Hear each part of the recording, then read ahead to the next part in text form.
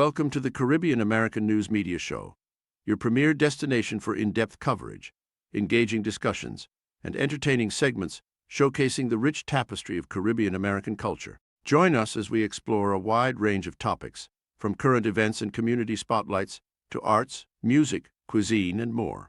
Our show features exclusive interviews with influencers, artists, community leaders, and everyday heroes who are making a difference in the Caribbean American community. Stay informed and inspired with our thought-provoking segments that highlight the diversity, resilience, and creativity within our community. Tune into the Caribbean American News Media Show for a captivating blend of news, entertainment, and storytelling that celebrates the Caribbean American experience. Get ready to discover new perspectives, celebrate successes, and connect with the heartbeat of the Caribbean American community. Don't miss a moment of the action.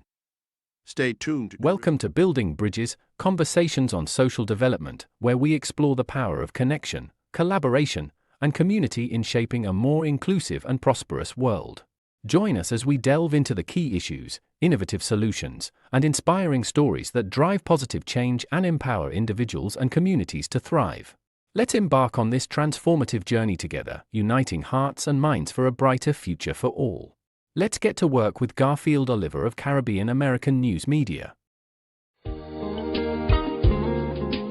At Great Vision Designs, we value our customers and provide cutting-edge customer service.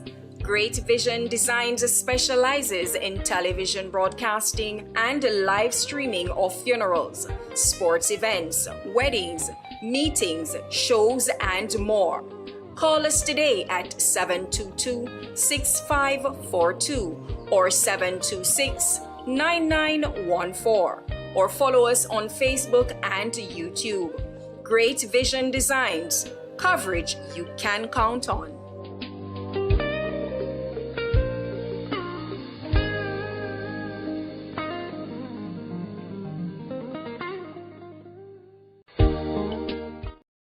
All right, greetings to all our Caribbean American News family. It is good to be here with you. It is 8:08 p.m. and it is a beautiful evening, of course. It's a summer evening, and we want to welcome all to our platform. Special greetings to my Dudu Beth Lawrence here. She's on, and Dr. Fletcher, Ambassador, is on, and all the other folks, Remy, Jean-François, and over on our YouTube boss lady is already. She's locked in before even the system is on. So special good evening to boss lady, Batida, and all those who are logging in to our site over there on YouTube and also here on Facebook. Melissa, greetings to you. And let me see here. Macrina, greetings to you. And thank you, Jopé, for the 100 stars. I received it. Thank you so much, and we appreciate it. And to our friend Norenzi and all those who support constantly this program with their stars. And look, my friend, good night. Oh, Lisa is on. My another Dudu is on. Lisa, look, Petra is also on. Me Lydia Chape, family Mokila, Lydia Francis Chape, bo had the moon page ex Francis la. Don't play with the Francis. Even Claudius Francis, by JP. I know a lot of you getting mad with me now. Thank you so much, Laurencio, for the stars. But greetings again, folks. There's a lot happening in the news that we got to pay attention to. From Paris, the Olympics, with its devilish background, and the peddling of garbage to the minds of our people. And that's where the world turns, my friends. That's where it is going. A bunch of immoral, self-centered human beings who believe that they control themselves and they can spit in the face of God. And that's why our world is topsy-turvy in a mess. No government want to acknowledge the God of creation, and though they play all sorts of games, but a bunch of demons roaming and managing this world's affair. And one day every kingdom shall come down. I must tell you that, folks.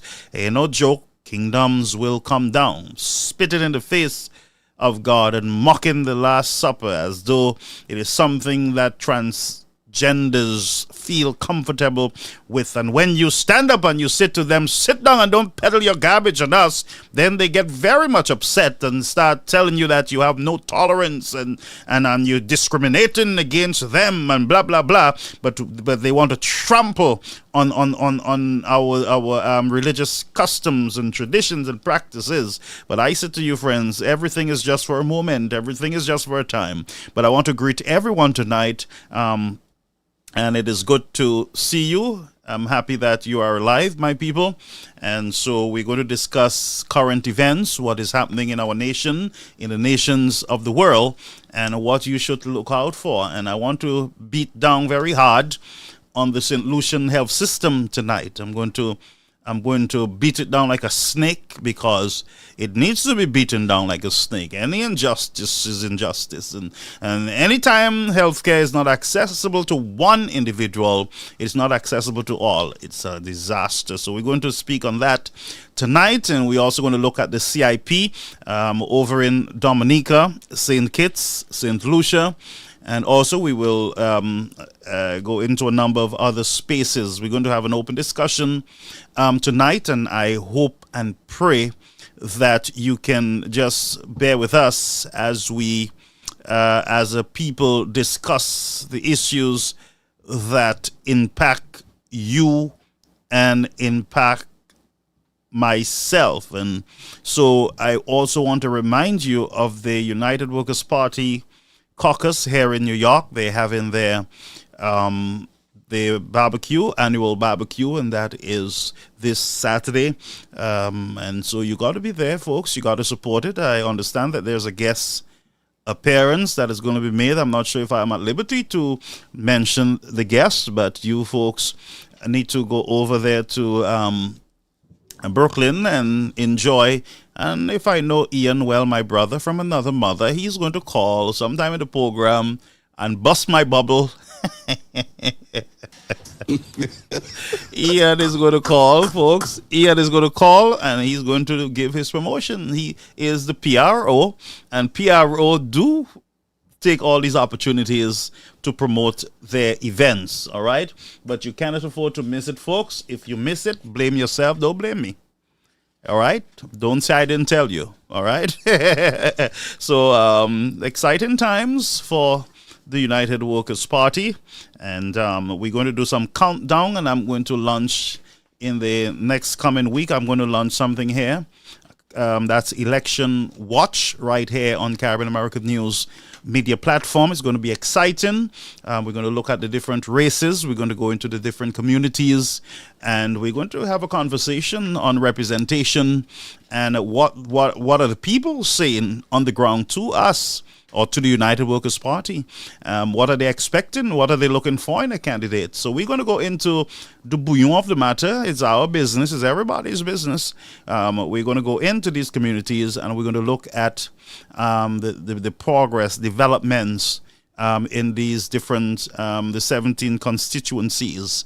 And we look at development, we look at stewardship, we look at the different parties, how they represent the people of the country in those districts. Are they workers? Are they lazy?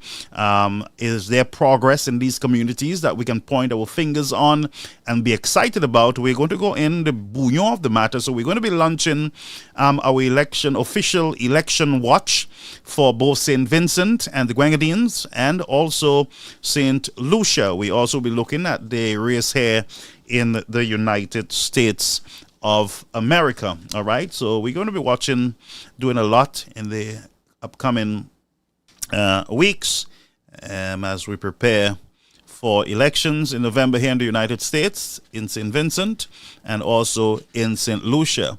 We're going to be launching our official election watch right here on this platform. We will be speaking a lot with candidates. We will be speaking a lot with community leaders from the different caucuses. We will be on the ground. We will be speaking to people. So for those of you who are concerned about candidates not in place and all those things, we're going to have a conversation, and I'm inviting all to join that conversation from the different communities, the different caucuses, the different chairpersons of the different councils in the different communities. So we are here and we're going to make the difference, all right? But it's good to have you folks. Welcome all to this another Caribbean American News broadcast. If it is Monday, folks, it is Caribbean American News Media broadcast, all right?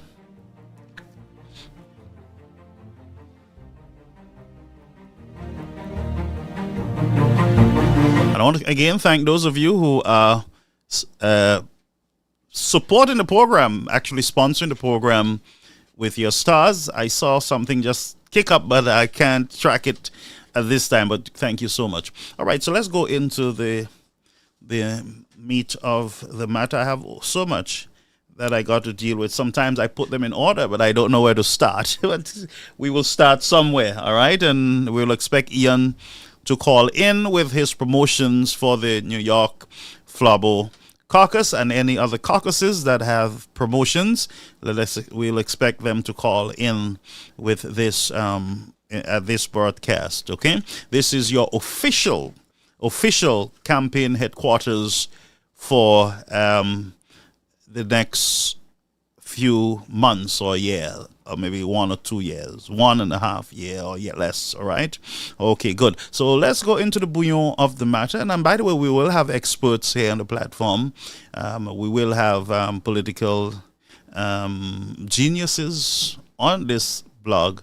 So just watch the space as we get ready to launch. I will put out the date. We will have our official launch of campaign St. Lucia. I know many of you are excited about it. All right, but we're going to come to you, be the first to bring it to you here on this news platform. So let's go into the matters that are that will affect you and I going forward. All right.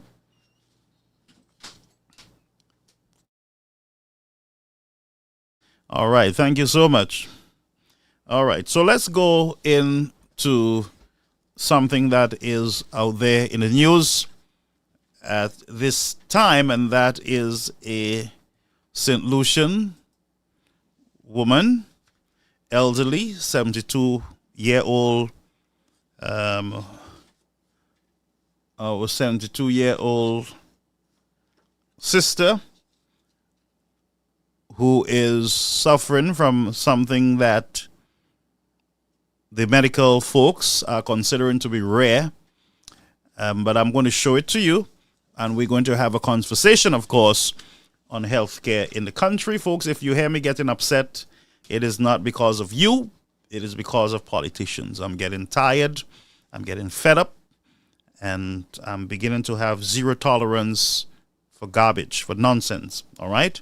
So let's go.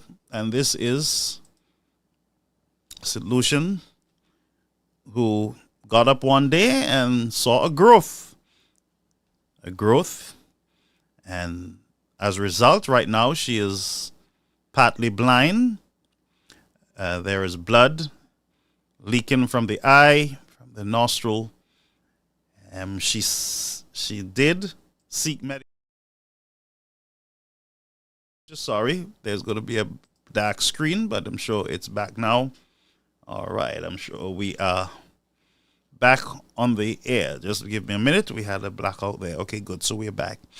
So we're going to have an open discussion, an honest discussion on healthcare in the country.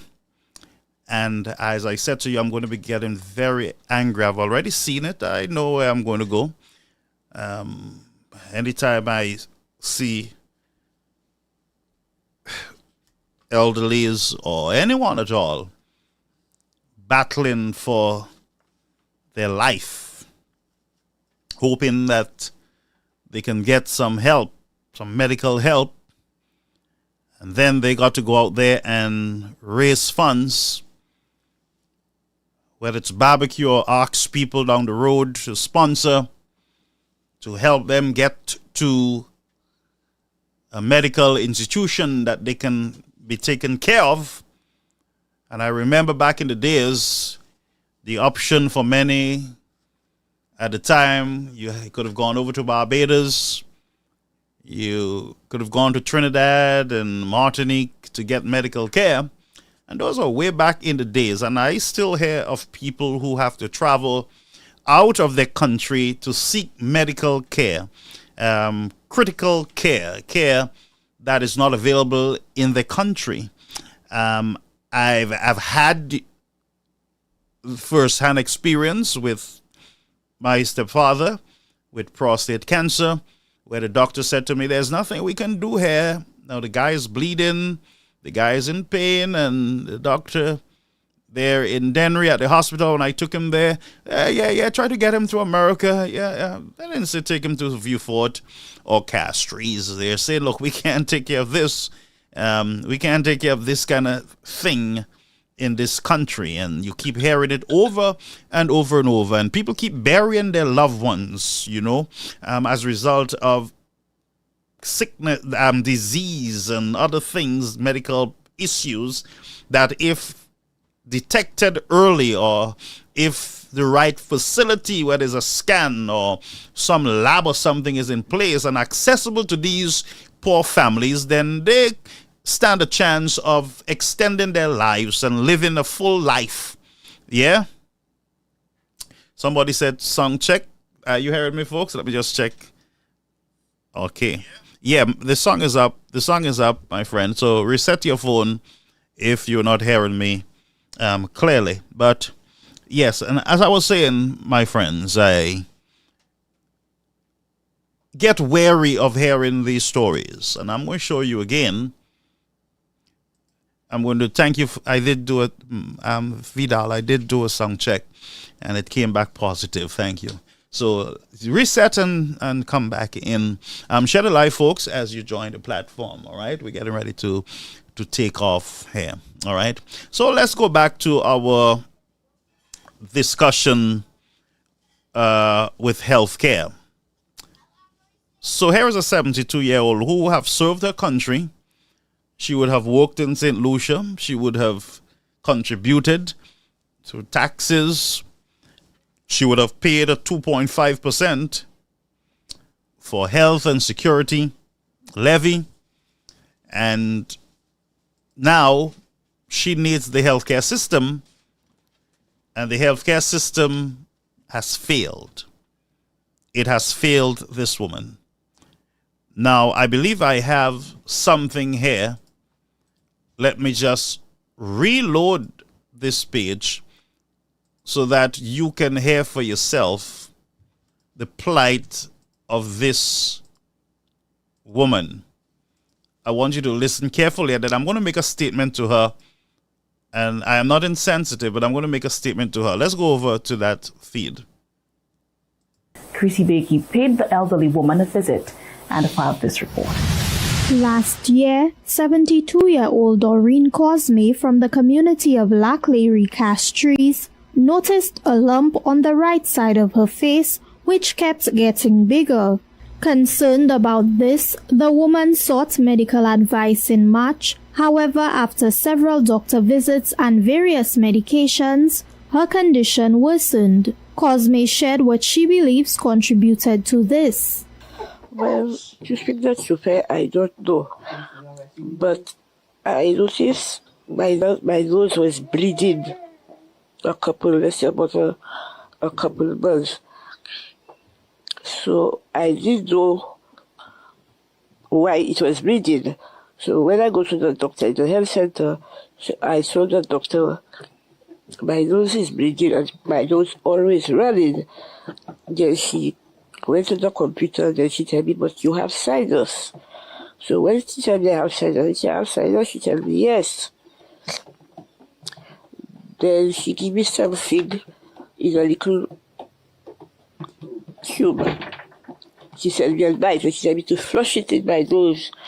Now I noticed from the time I was using it, the outside was getting bigger. So I wondered why that's doing me that. So it finished. I see another doctor. She gave me the same thing. She gave me some tablets. She said, take it for 5 days. I took it for 5 days. I see the same thing. So people, that was telling me to rub it with that. That was telling me, you know. So I think I was rubbing it with too many different things.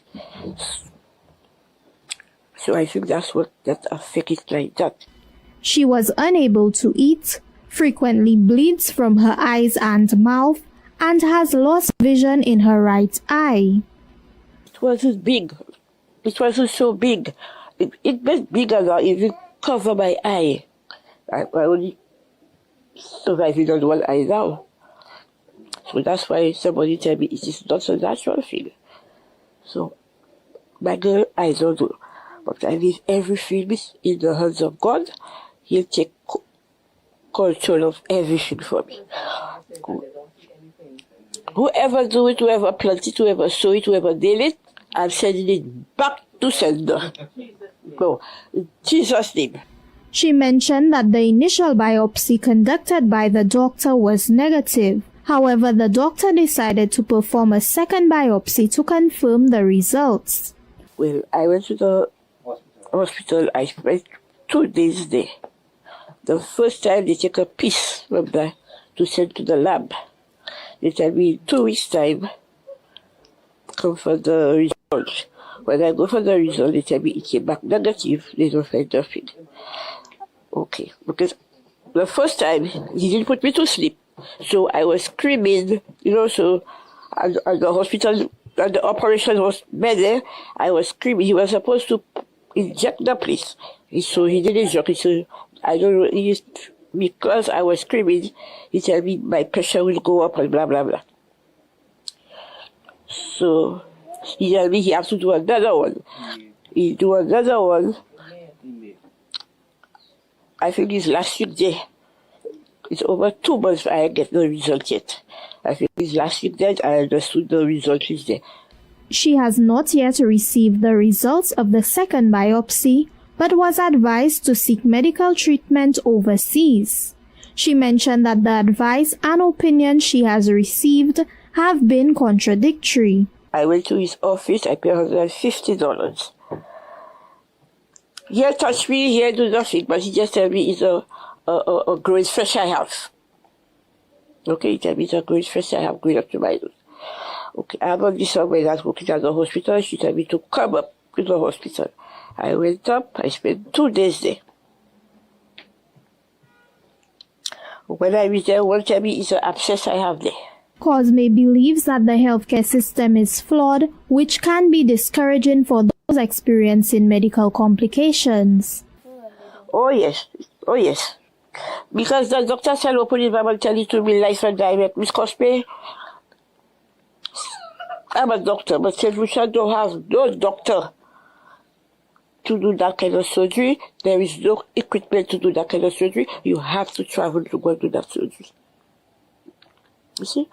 You see how people suffer in St. Lucia? You see how people die taking their death innocent in St. Lucia? Ah, wow. She is pleading with the public to provide any assistance that they can. Whoever wants to give me a little, because I'm not working. Right now I buy my sister and my nephew. The other one will take it care of me for the time being. Sharing her story, the family has not received any financial assistance. If you are willing to make a donation, this can be done through Bank of St. Lucia account number 141-342-800. The name on the account is Kihan Rock. The family can be contacted at 727-2637 or 726-4445. For the Hot 7 TV News. Okay, folks, so this is hard for me to sit here because this is the reason why I'm here. These are the reasons why I sit here night after night.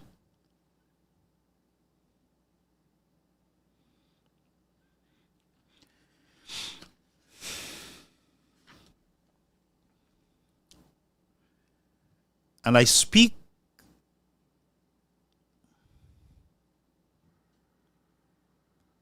on behalf of people. Like this 72-year-old.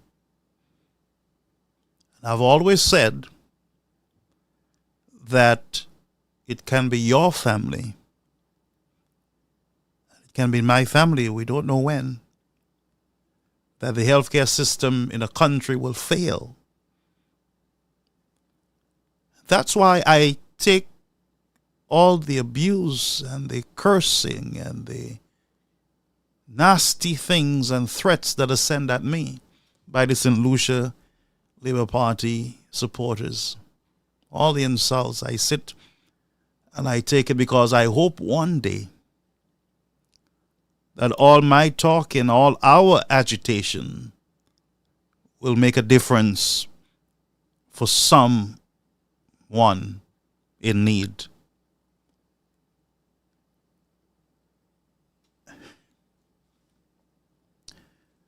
While it's difficult for us to view this recording and to follow this story,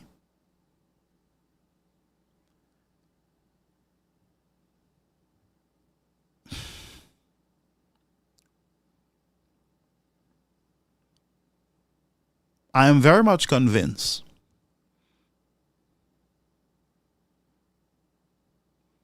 that politicians have failed the people.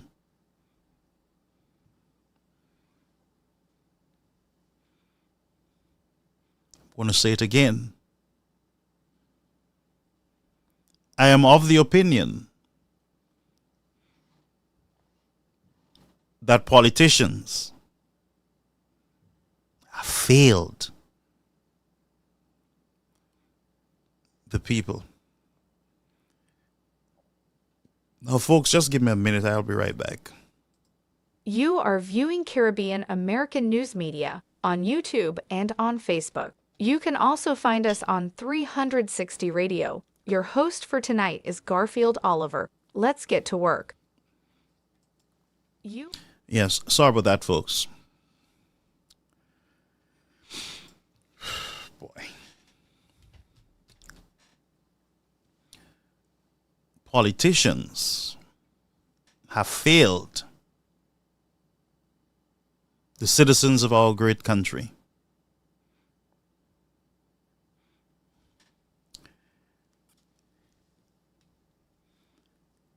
This started for this St. Lucian woman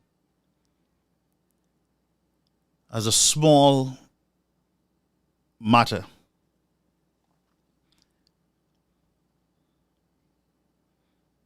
She went into our health system. And our health system, after 2 months, she is still waiting for results.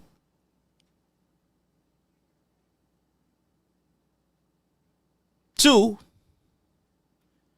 she is more confused than any one of us here listening to her story.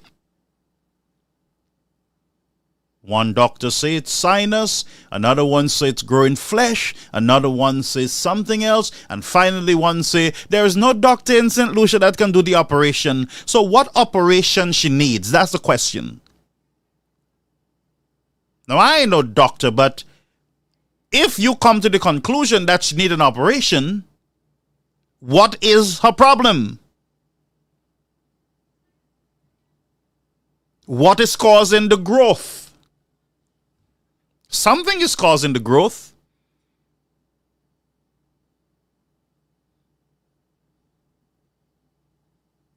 So what operation she needs outside? That's what I'm trying to figure out. You have not delivered her result to her. It's 2 months now. She have lost her vision. She's with family. And you're telling her that there's no doctor that can do the operation. My question again is, what operation? What is her problem? Do you know what the problem is? From a growing flesh to sinus, and some other person tell her it might be obia basically. Woman, lady, let me tell you something. Keep your mind off of obia, please. If you want to get healed, if you want to get help, forget about people telling you about obia. You have a rare situation going on with you. It happens in many other countries. And all these doctors have to do, I am sure, is to link up with a doctor overseas, call some specialists, and gather information on her behalf. Coordinate with the outside world, for God's sake. Connect with the outside world. Take samples and pictures and send it out so that you can know what's going on with her. Coordinate. Let the government pay the bill. Coordinate and send the information out to other doctors to get advice. That's your job as a government, as a medical institution. It's your job to provide those services, and all you do is say to your people, go overseas. We can't do it here. Nobody's gathering information on behalf of these poor families. And so they start speculating. Is obia. People give them all kind of thing to rub it with this. Somebody did you. And you know what happens when you do that, folks? The lady start looking around. She start imagining that is she, is he, is this, and family break up. Friendship break up because of that nastiness, that foolishness that we put in people's head. This woman should not be told about no obia. That's the least she want on her head right now, to be looking at who is doing it to her, who are the suspects, creating more damage for the family. Because she got to think, maybe I ate from this one, maybe this one come in my house, maybe this one do me this, I had a problem with this one, and the poor this one and that one ain't know nothing about anything. And a host of the problems in the country. Let the woman focus on her health situation. Let her focus on getting better. She looks strong for 72 and she have a full life ahead of her. But her health system has failed her because politicians have failed. Politicians have failed the people of the country. And no wonder all we do is bury our people. No system or institution in the country will say to you, well, we will gather the samples, we will take the pictures and stuff, and we will send it overseas for analysis. We will send it out so that we can figure out what is happening here. We will do our best on your behalf, citizen, to get the right information so that we can treat you, or we can get you to an institution that can send you on your own. You figure it out. Go overseas. Which overseas? Where overseas she must go? Where? And did you ask her if she have the means? Did you call, as a doctor, the Ministry of Health, the CMO, the Minister of Health? Did you call him and say, look, we have a rare situation that we don't know as a health system. We don't know what it is. And this woman need urgent help. We got to get her out of the country immediately to figure this out. Did you guys do that? Is that system in place to do it? But if it was a government minister, of course, he's on the first flight out. And by the time he landed in that country, all analysis and everything would have already been submitted on him. All suspicions and everything, medical suspicions. So you just send her home and tell her, we will get your results for you. 2 months now, she can't get results. And then you say to her, you got to go overseas. And then here she is trying to get some help, financial help. A bank account is established. Enough bank account in this country. There are billions of dollars in CIP money sitting overseas, sitting all over the place. While these same group of men get rich and richer and richer, where they have enough to buy first vehicle, second vehicle, third house, fifth house, job out there, and all sorts of parties and celebration. Imagine all these monies that are being spent in foolish celebration around the country. What it would have done for this woman.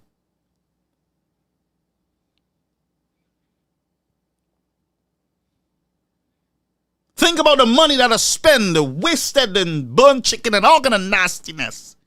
And blocko.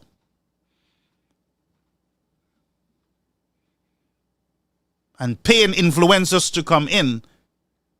And here is a woman sitting there, asking St. Lucian, please help me. Please help me. And she have a representative. This is LeClary. This is supposed to be King. Where is King? Where's Musa? And this other one on the radio station this morning talking a whole sort of garbage about CIP. Shastney, another one. Shastney. And you know, I hardly hear an influencer on social media from that country pleading for medical care on behalf of the citizens of the country, pleading for security on behalf of the country, pleading for stuff. I scarcely hear them, but all you hear is Shastney. And Richard is a nice guy, Richard, the Honorable Richard, and this one is the best man, and he's a good man, and nobody speaks about the issues that are affecting the people, the citizens in the country. It's all about a bunch of useless morons in the country.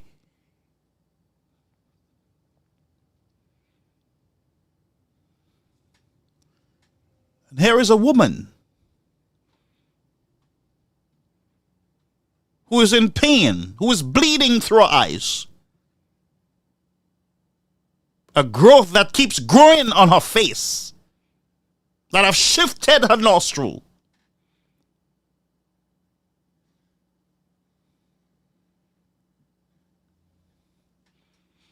And you have special prosecutors sitting in offices where there's 10,000 a month, 15,000, and parties all over the country. And street blocks. And rum drinking and a poor woman can't be flown urgently overseas on behalf of the state. Ministers are traveling first class with all their crews and travel everywhere, easy access. CIP, our passports being sold all over the place. Whoever want to sell it for what they want and promote it for what they want, they're free to do that. You can't tell a man not to sell a passport for 200 or 150 after they buy it from you. It's like you buying a car, of course.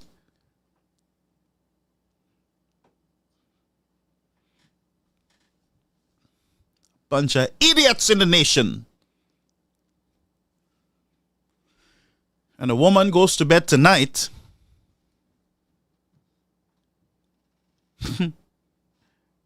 not knowing what is going to be her faith.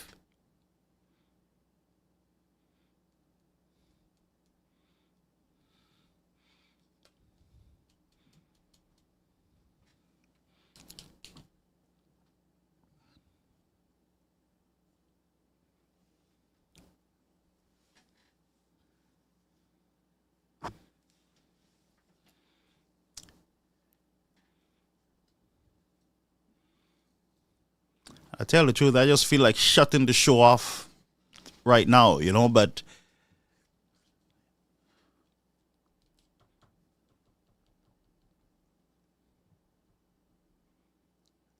2024,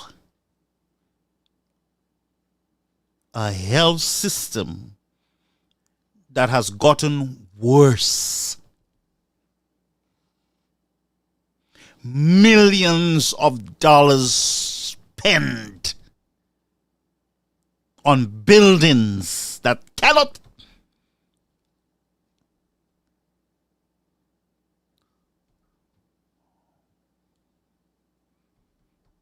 billions of dollars spent on buildings that have taken more than 15 years to finish. And they believe that building is healthcare.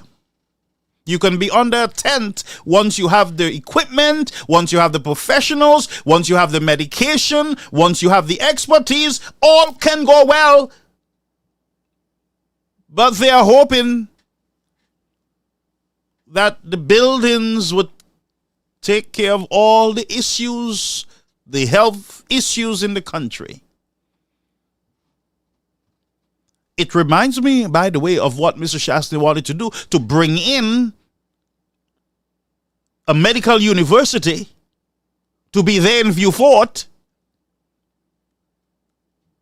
a medical institution where you have all sorts of experts there in your country, so that when a situation like this woman, this 72-year-old woman comes up, then you can refer her to the medical hospital, or the medical folks, their professionals can come over. And not only they're studying this disease, but they're gathering information. And that woman will get the treatment and the right help, because a medical institution, a medical school, they go way beyond what you do in your country. They seek information. They will go after the information. And while they're going at the information, their hope is to get this individual better. But they would have learned something in the process. So when another case shows up in any other nation of the world, then there is already a case that they themselves have dealt with and the person got better. But the Labour Party told you guys that the hospital is too big, just like the airport is too big. And they told you that the box is not going to be used, and the box and all the waste of monies over there for studies and all sorts of garbage. And big celebration last weekend. Thousands of dollars spent. And all they can say to you, Shastri, Shastri, Shastri, while this woman is in La Clary, St. Lucia, where you have Mr. King. I'm sure he's the representative there for La Clary. Come, somebody correct me if I'm wrong.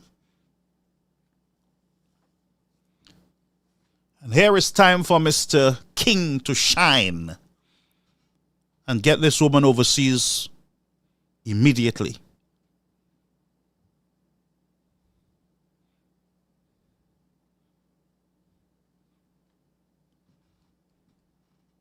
Folks, I am upset, angry, because there are cases that we do not know about in the country. And there are many who have gone to their graves because doctors gave up on them. They gave up on themselves because they have no backer. And the ministers come around with their new Jeep and they tell you, we're putting you first. And Shastri and his family. Let me show you why I'm afraid of myself being on this set tonight. It is because the blood of the people will rest on the backs of some government leaders.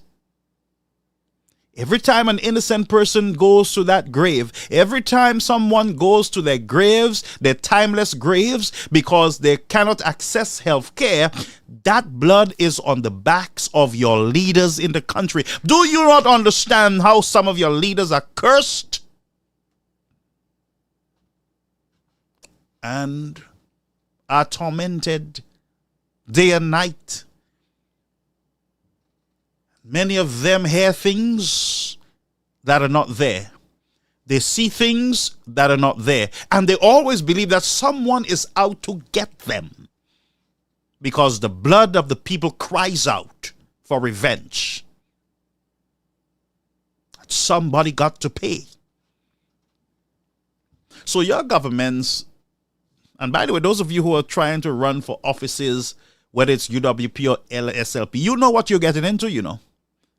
You know what you're getting into. Come in with a plan to help the people.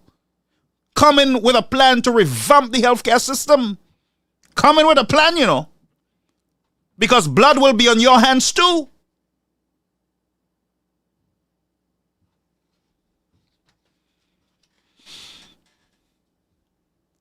Millions of dollars for a hall of shame. Ain't no justice still in the land. But here is a woman in La Clary sitting there. She can get out. That woman can leave St. Lucia tonight or tomorrow morning. First thing, she can leave tomorrow and get all the medical help she can get. All it takes is one government leader to stand up. One.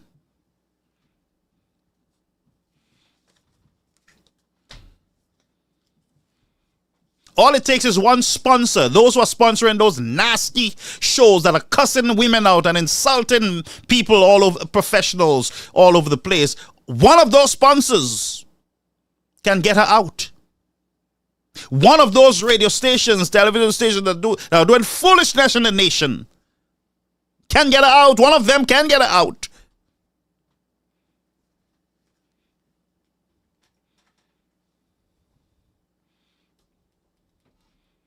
Do you understand how broken your country is, folks? After all these years, your politicians are telling you that we are the best. We are the ones who did this, and we are the ones who built this school, and we are the ones. Where is the health care for the people? And I'm finding out that it is alleged that the government is not paying the medical bills. They're not paying the suppliers for medical supplies. That's why there is a lack of everything in the country. Because the priority is on jazz, carnival, celebrating the victory, protecting the victory. And I'll tell you, until election is called, it's a whole set of protecting the victory, you know. Not you. You thought protecting victory is you. You have nothing to do with protecting victory. It is protecting their pockets, their power, their freedom of travel, their freedom of eating, their friends and Jabal in beautiful positions of government. They ain't protecting you, my friend. They ain't protecting you. Where's your health care? What is the condition of your hospitals in your country? What is the condition? And where are all these nasty hacks that are cursing and insulting people? Where are they? Why have not I have never, brethren, I have never heard one SLP hack contending for health care, you know, or contending for security, you know, or contending for jobs, you know. I never heard one. They're either busy speaking about themselves, what they have, who don't have enough, who have more. Alan Shaste, white, he pink. His family, where were they born? It is never about those people that we here on this platform are speaking about. It is never about the people. It is always about politicians that they want to protect.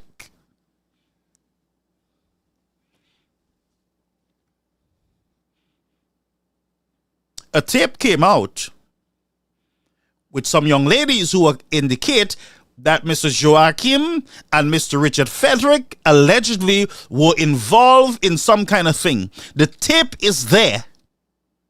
The tapes are there, you know.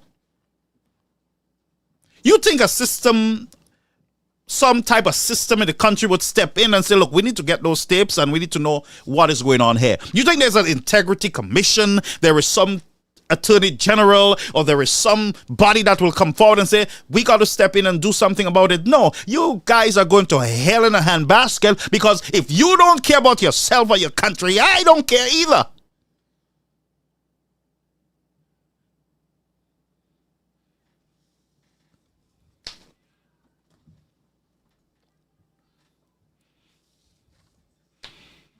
Your CIP, your passports are in a mess. Politician comes and tells you it's not your business. He tells you, oh, these people are lying. This person didn't resign. This person did not do this. They lie. Lorne is he's still the head. Call him. And all kind of nastiness. They push you around like it's a game that is going on. Their personal business game. And the people sits by and they, yeah, I'm afraid. Reverend, you know what? This news article with the 72-year-old who need medical care, it's a wake-up call for you. Who is next? That's the question, you know. Who is next? Who? Is it you? Is it your family, your cousin? Who is next?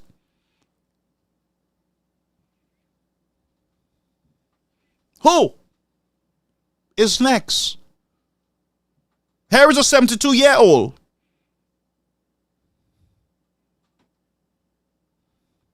Who is going to go over there? Where's King? Eating steak in a swimming pool? Where is he? Planning to overthrow Pear? Where is he? Where is he? Where's King? Where are the soothsayers around him to go and sit to King? Look, there's a lady on the news, we got to take care of her. But no, they will say, oh, there's a guy on social media, they're talking about the government, and he said this about the government, and he's supposed to be a pastor, and he's no pastor, and blah, blah, blah. Just a bunch of soothsayers. Go tell the government that there's a woman who is in need of urgent help. And she's been in need of urgent help. Huh?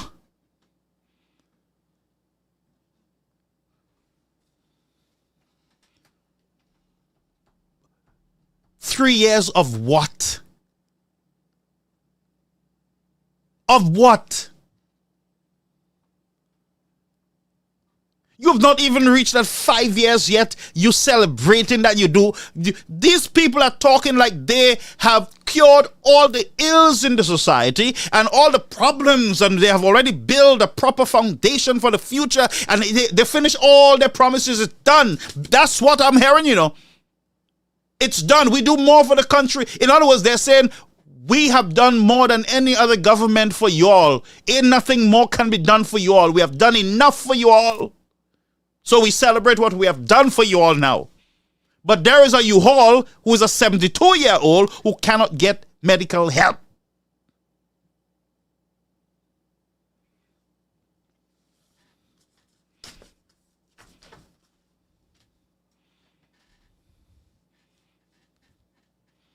There are many stories out there, you know.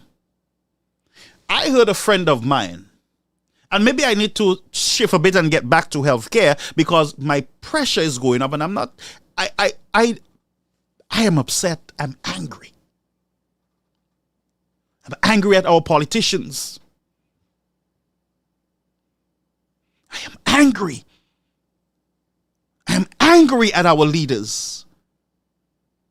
I'm angry because we have a broken healthcare system. It's been broken. Do you not understand it's been broken? And that we have buried individuals who should have still been alive? Do you not understand the danger of a broken healthcare system? Do you not understand that them fellas are playing you for a political football because they're saying they're planning their strategy? We will finish the hospital and then we'll finish close to elections and we will just throw the building at the people and they will vote for us. It's a win-win-win. Nobody is saying, listen to me, this is going to be a win for the people of St. Lucia. This is going to be a win for healthcare, for the healthcare system. This is going to be a new dawn of healthcare in this country, where no family will go without healthcare, where no family would have to travel overseas or raise monies at barbecues for healthcare. That's not what they're saying. Bunch of idiots. That's not what they're saying.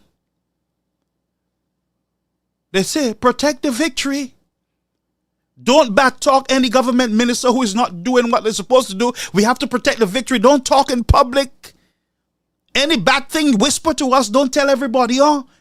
Don't pull the alarm bell on the CIP. Don't pull the alarm bell on the nastiness with the blackmail situation with Joachim, who should be investigated. Richard, who should be investigated. The Prime Minister, who should be investigated. Members of the St. Lucia Labour Party, who should be investigated. Find out who knew what. The damn thing went in the courts, in the legal system, into mediation. Names were left out.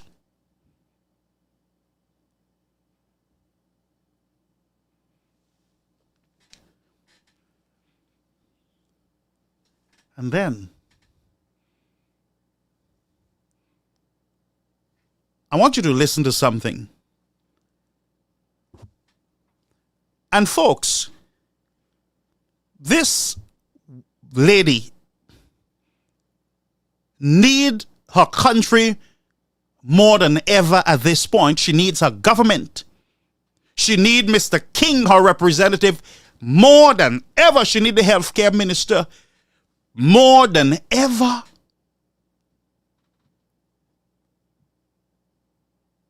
She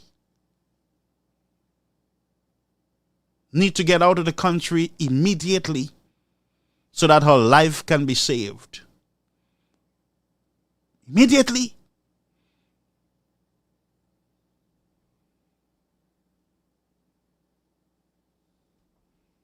But you know what's going to happen? They're going to tell me about my mother, my sister. They're going to tell me how nasty I am. They're going to, a whole lot of stuff they're going to say about me. But they're not going to touch the issues. They're not going to touch the issue. This woman, the attention is on this woman who need help and need it now. You see what I'm saying? This woman. This thing has disfigured her. She went into a healthcare system and they told her it's sinus. They gave her thing to rub. They don't even know what she's rubbing. For God's sake.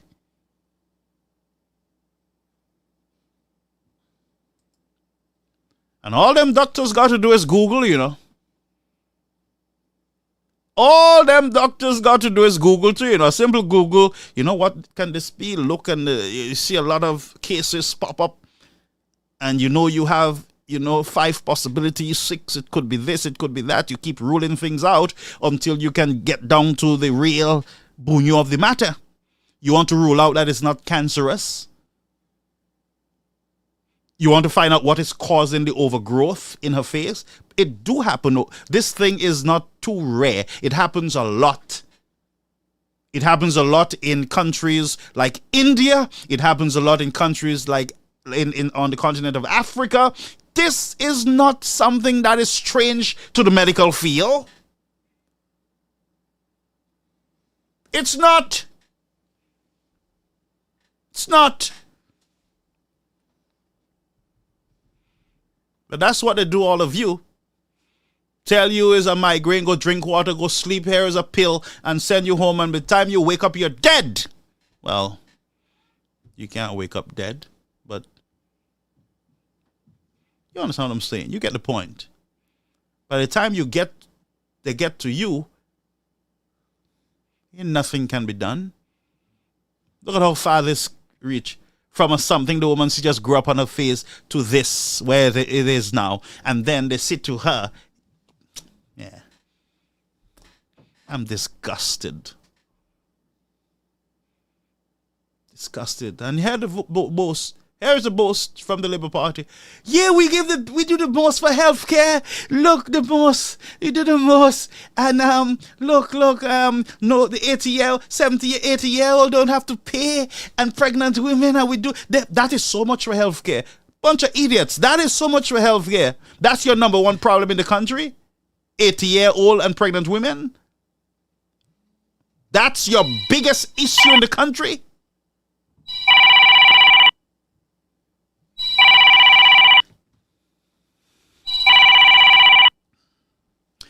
Caller, you on the air. Carried American News Media Platform. Hello, good evening. Good evening, sir. You're on the air. I'm a little upset.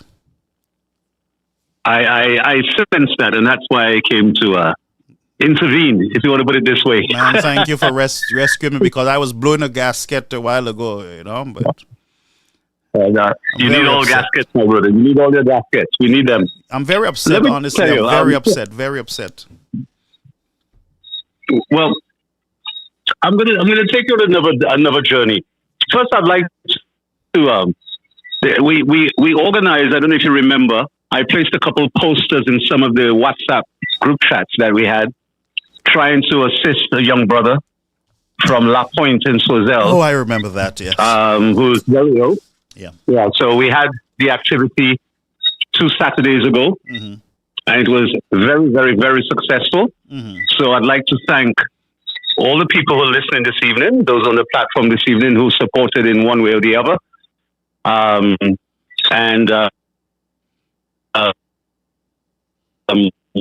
of these medical bills and some of the medical bills that will be coming in the near future as well. Mm-hmm. These are the sort of things that we have had to do. Or we have to do as solutions in order to help people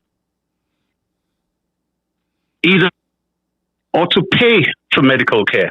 And many people are scared of visiting hospitals or going to see the doctor simply because even if they can afford to pay for the visit, they can't afford to pay for whatever the doctor is going to prescribe, whether it means to go for some tests, whether it means to go to the pharmacy to get some medication. It's a futile exercise to try to access the government pharmacies for medication because Panadol. Wow. Now, we've heard this said so many times that we begin to take it as a joke. When people say there is nothing there, we know that sometimes for politics, supporters of both sides tend to embellish the story. And so if I'm a UWP and you're Labour, then automatically you disregard what I say. You believe it's propaganda and lies, and vice versa. And, this tribalism that partisan politics brings into our country was probably one of the worst epidemics that we have ever had. Yeah. But having said that, St. Lucians are responsible for where we are today. It isn't Grenadans. It isn't the people who are buying our CIP passports. By the way, did you realize that Dominica revoked 68 passports of people who, through some ill means, acquired Dominican passports through CIP? But Jimmy, that lead us to, as you on that with the Dominica situation, it leads us to the point that if the U.S. government and those international countries were stopping individuals, arresting them with foreign passports, Caribbean passports, would that not have given send off an alarm bell in your head that the system is failing? There's some loopholes. People are getting through our system, and this is not right. That we need to check it out. Well, Well, the thing is, again, I go back to solutions. You see, solutions allowed solutions to fool them and to turn down the opportunity to have health insurance. Instead, to put people on the sidewalks, on the roads, with sheets of paper, begging for donations to assist one who needs to get like critical health care. And we have unnecessary deaths that we could have avoided, simply because in St. Lucia we accept mediocrity. Yeah. I mean, I'm going to jump around the table if you allow me to. Listen to me. It's all yours, because if I keep talking, I'm very upset. I'm just tired. The point I want to make is what we accept. You know, the standards of us as a nation as St. Lucians. Here we are today. We've got 4 athletes at the Olympics. The top forum for sporting endeavors, right? The Olympics. We've got a lady who, if she does not win a medal, will probably be very disappointed. You know, among one of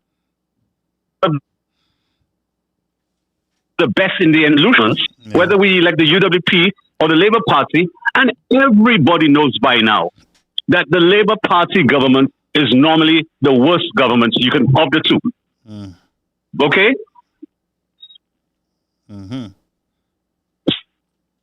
So, here we are, $75,000 a year of insurance for everybody, whether you old, young, employed, unemployed, whatever. If you could afford it, the government would subsidize it, etc. But we went for the party who has been promising universal health care since 1997. And they have been, prior to 2021, that party has been in government on 3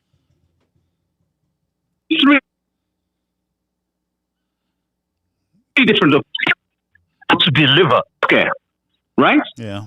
But here we are. The United Workers' Party comes in under new leadership and says, okay, we will deliver universal, health insurance for all. Okay? One term, you put them out, and what do you go back to? The same lie. So right now, what is universal health insurance in St. What is universal health care in St. Lucia? For people who are 80 years old or over, right? These are the only people, and when these 80-year-old people go seek doctor's assistance at the public health facilities, they can't get medication. The machinery are not working. It's not working. So the whatever they do the test with these the MRI, things X-ray, are not working. The EE and the MRI, none of them are working. They still have to go to the private places to pay the same money that they do not have. Yet solutions continue to persist with mediocrity. The same way, Stevenson, look at the state of our roads. The government said that this year is going to be the year of infrastructure. Because the roads were so bad over the past 2 years, because they stopped all of the different roads. You know why they had to stop them? Because they lied to the people while they were in opposition. And they alleged that all of these road projects, there was bobble involved. Guy Joseph, for one way or the other, was involved in some bobble with Fresh Start, because Guy Joseph was a part owner, or the entire, he was the owner of Fresh Start. Yeah. He was also the owner, the last time before that, he was the owner of A&M, another company, that he was also the owner of. At the time, he was the Minister of Infrastructure. Yeah. That worked. Now they come the other one. Okay? But we had Stevenson King for 5 years. 5 years as the Minister of Infrastructure. He failed to win an election. Forget about the welfare of the people. He colluded with Stephenson King and made Stephenson King gave him the same portfolio after they won. Ministry have been 2 years miserably, where the roads in St. Lucia have descended into a state that we have never seen in our modern history. Yeah. Never witnessed in our modern history. So, you know what they do? They come out and they put a big banner out and they say, okay, 2024, year of infrastructure. But the first thing we realize is that the budget for infrastructure decreased. If this is going to be the year of infrastructure, one would have expected to see the budget for infrastructure increase because there's going to be a lot of work. What month are we in now, right now, Pastor Garfield? It's August. What's July. this month? July. Right. More or less. Yeah, we're on the cusp of August. Yeah. August is the 8th month in the year. Yeah. But more importantly, we are in the rainy season. The hurricane season on the 30th of November. Yeah. Now, can't you remember what Stephenson King and Philip J. Pierre said to the people in New York when they visited New York and they met with St. Lucians? Yeah. And when St. Lucians complained about the state of the road, what did they say? It was raining. That they cannot fix roads when it's raining. Yep. So it happened raining we're in all the year. rainy season. That means we're not going to fix. Exactly. We're not going to fix roads now between July and November. No. So what have they done in infrastructure? What has Stephenson King done after 8 years of being the Minister of Infrastructure? Question. Yet, St. Lucians will still vote for Stephenson King. Why? Is it a non-mama thing? Is it a cult? Is it a lodge? Is it a fraternity or sorority? What is it that I thought people voted for people who performed? People voted for organizations that were doing good. So if there was a company that competed with Lucilec and was able to provide electricity service supply to households and businesses at a more efficient and effective manner than Lucilec, would you stay with Lucilec? Not at all. More than likely, you would go to the other company. That's right. But in St. Lucia, we tend to say, we don't care. Si c'est un nom ka bat nou, ka blesse nou, black and blue, nou ka wete epi. Yeah. If it's the political party that is failing the people, we continue to vote and support them, and we ignore the reality. Yep. And we subject our entire country to depravity, suffering, and financial hardship. So that's what's happening when it comes to healthcare, financial hardship. It comes to infrastructure, financial hardship. But what makes it worse is that there is a group of people in St. Lucia. These people were educated by the taxpayers of St. Lucia, most of us. And I'm one of them too, because I went to primary and secondary school in part of it. Even my tertiary, because I went to A-level college here. Okay. So taxpayers educated me. Okay? St. Lucian taxpayers educated me. But we forgot that our country educated us. Today, rather than help our country, rather than enlighten our people, rather than educate our people, we profit on them by misleading them and lying to them. And that's what the Labour Party is doing. So we have guys with doctorates in lying, doctorates in dishonesty, doctorates in deceit, mired in all forms of controversy and scandals. All forms of controversy and scandals. There's a friend of mine, he's a politician. We have had our ups and downs, but we've worked together. His name is Rufus Busquet. Okay. And he coined the term. He's a kind of a distant relative of mine as well. Oh, good. He coined a term called chagrin pouvoir.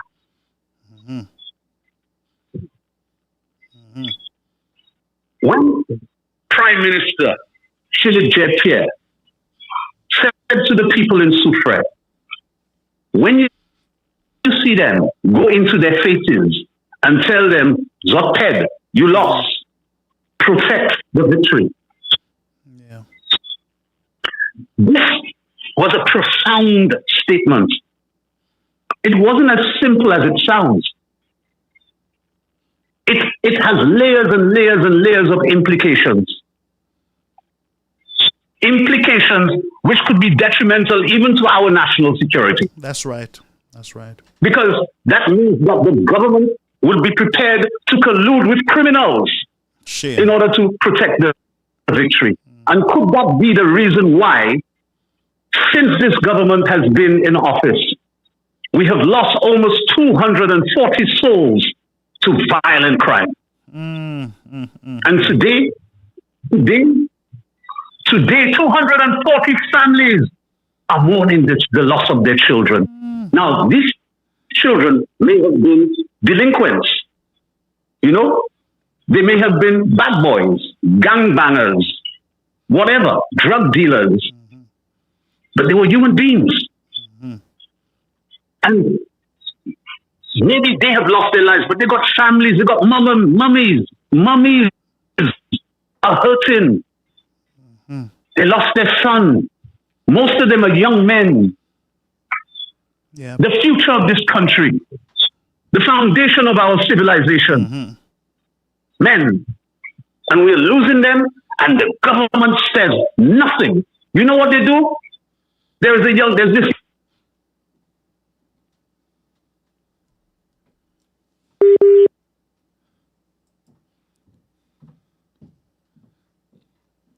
Okay, folks, we're reconnecting. Just bear with us. Young gentleman called Jeremiah, so for him. You know how much money a minister gets paid a month? With benefits and so forth, around $16,000. A month? 16, yes, with the benefits, etc. $16,000 multiplied by 12 is somewhere just under $200,000 a year. Why did we have to pay a third minister of crime prevention or the police or national security? 3 of them in a ministry. And we had 2 or 3 deaths over the weekend and not one statement this morning. Not one statement this afternoon. Well, that's how the government operates. Not one statement. Yeah. I saw a young man got shot. They said he stole something and he got shot. Terribly. Not one statement. Why are we paying these people? Why have we continued to elect those people and make them gods and bosses above us? That it becomes plainly obvious to the entire country that these guys are just plundering us. They don't have a house. As soon as they become a minister, they have a big house. They didn't have a vehicle on that salary they make. What's going on with you solutions? What is it? Have you been enchanted? Have you been mummified? Are you deluded? Are you insane? Have you been lobotomized? Can't you see what these guys are doing? Upaka we c'est pour ça qu'a manger des coco gwenzier nous.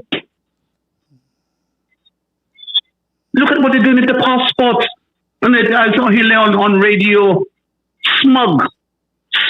Yep. Like, nobody can touch me. Yep. Nobody can touch me. That's right. Because when I'm in government, I can come after anybody. I can use government to come after the people who did things to me. That's what he said in the voice note. That's right. Yep. And we've got some thin-skinned, low-lying, conniving cowards in St. Lucia who, when the UWP are in power, they find their courage to raise their little dirty heads and come and complain as if they represent country, as if they represent principle, as if they represent things that are right and things that are correct. A bunch of cowards. But how comes now you're back over Bushio? I could be one of those people victimized. I've been victimized. I know what it's like to be victimized. I've been called all different names. They've done all sorts of stuff to me, and I'm prepared for them to do it again.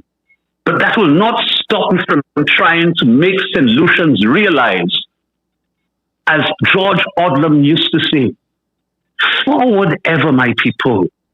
Stop going backward. Here is Kamala in America saying, we are not going back. No way. That's right. Why are we going back with labor?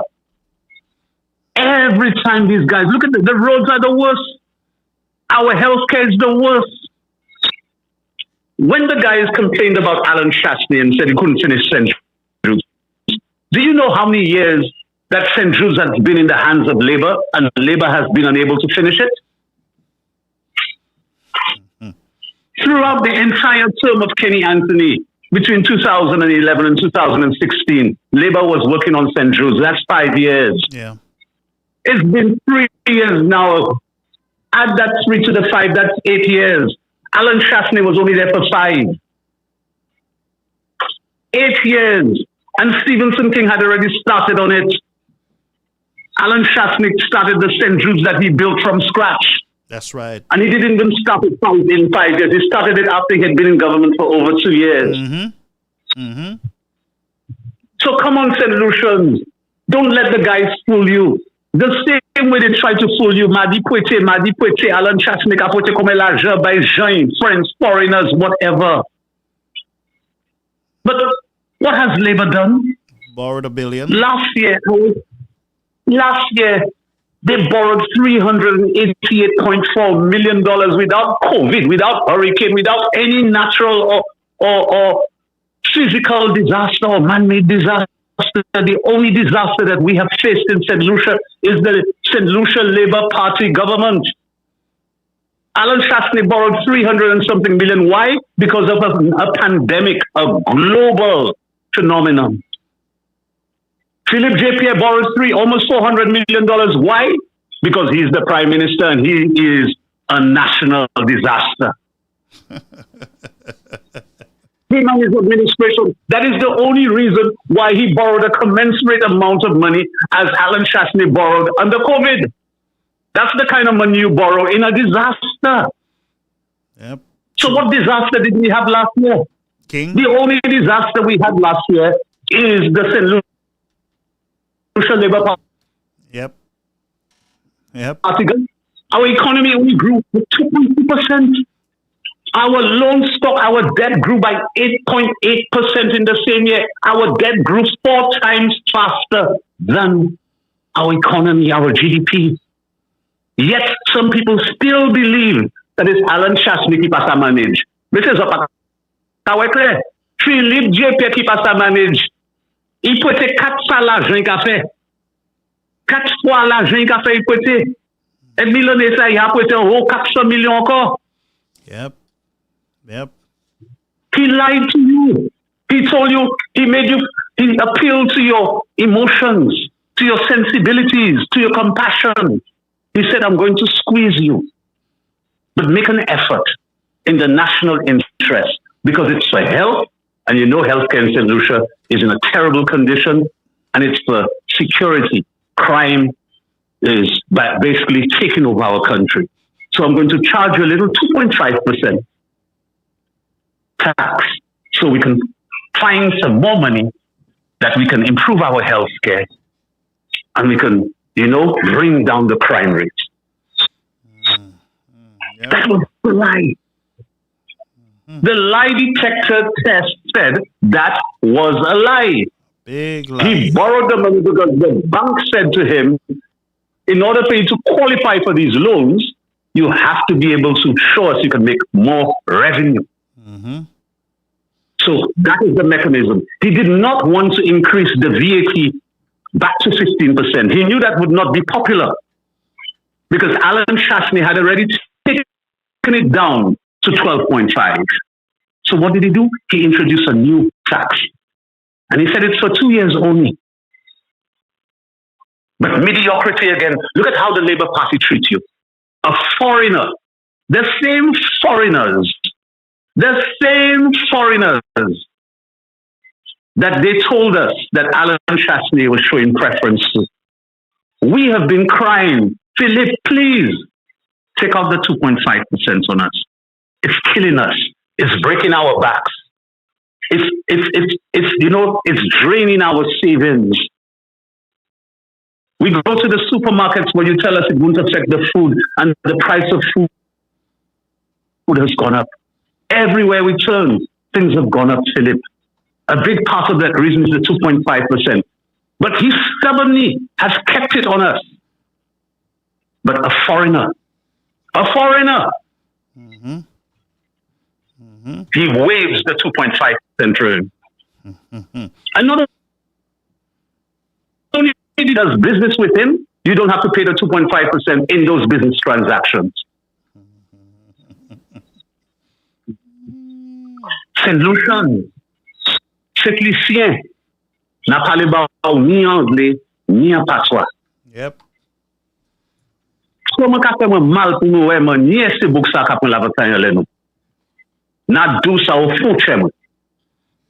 C'est comme si nous c'est des bonnes bois, des bonnes popotes. Where? Des bonnes coupe. Pour nous quitter c'est beaucoup ça. Non mieux yo ça. Sous flange la pour yo ka signé sans nous rouge même comme ça nous. Yo ka servi nous. Yo savent comme si we are trusting. What have these guys done in 3 years? They couldn't even put a march together for their own people.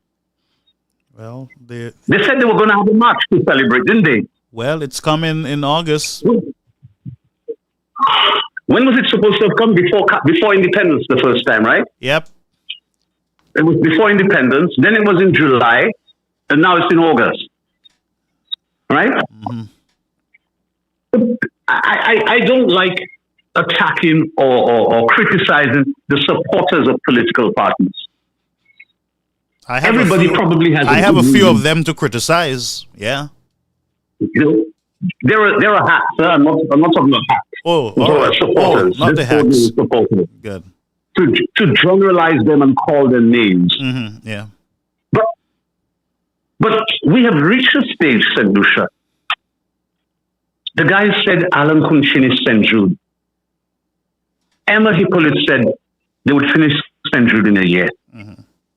A year is 365 days, or in a leap year, 366. Yeah.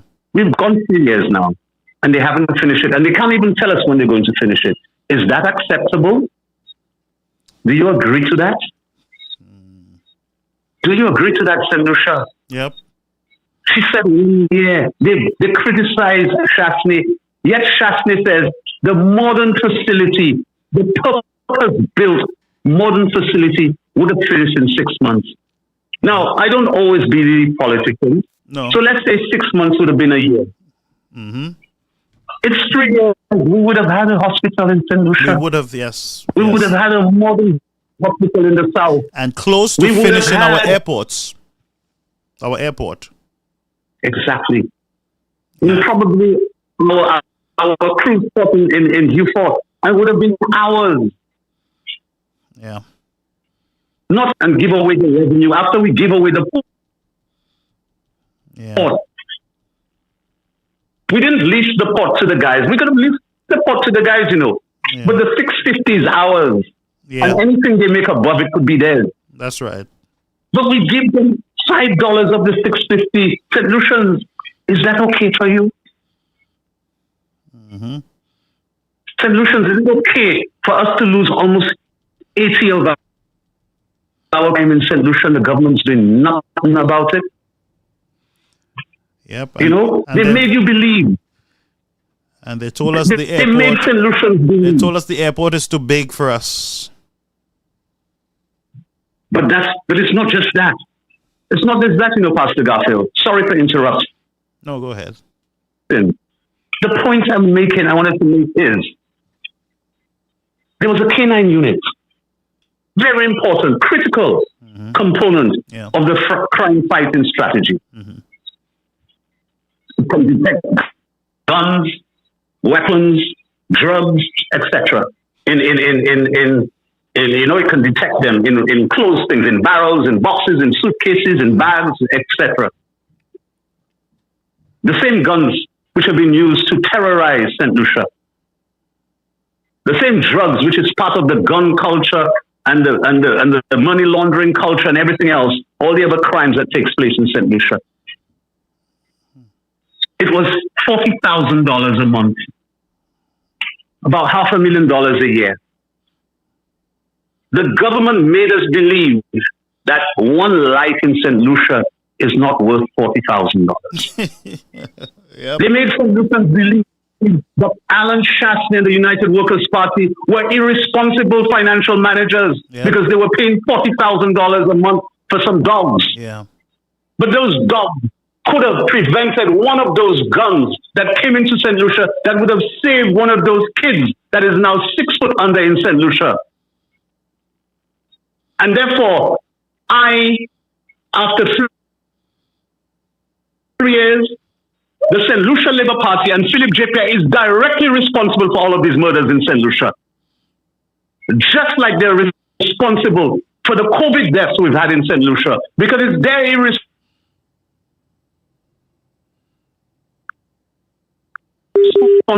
on character, because they try to make people believe what is not true. So when they come into power, they have to pretend as if it was true. Yeah. So they said, Alan Shastney had his knees on your necks. Y'all couldn't breathe. We cannot breathe. Black Lives Matter. Black Lives Matter. You look out there, one boo-boolers, Castric at the Black Lives Matter. So when they come, what do? They relax the COVID regulations. They relax it. They expunge the charges and convictions. So what message are you sending out? Free for all. Me free for all. Oui, d'accord. Combien de monde qui m'ont about so qui l'a fait responsable? Les bas. Avant, le COVID s'est déclaré. Ici, c'était number 2 in the world on COVID management. We had about 2 or 3 deaths. But they were not satisfied. C'est même chagrin pour voir. They said they would do anything to get into power. And they did anything. They walked out of the house during the debate of the new COVID protection bill of 2020. The COVID protection prevention bill. They colluded with the independent senators. Yeah. And they did not attend the Senate meeting so that the bill could not be passed. It could not have ascended to the Governor General for signing. Yeah.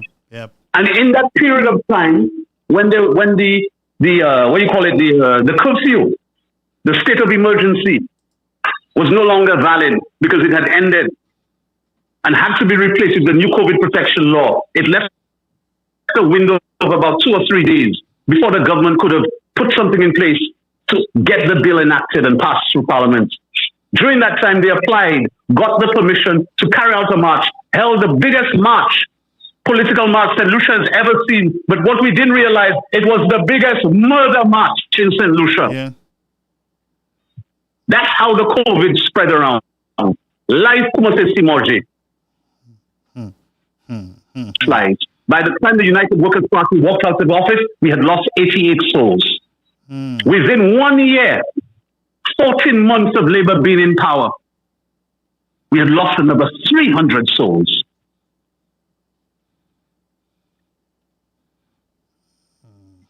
There's a reggae song before I leave.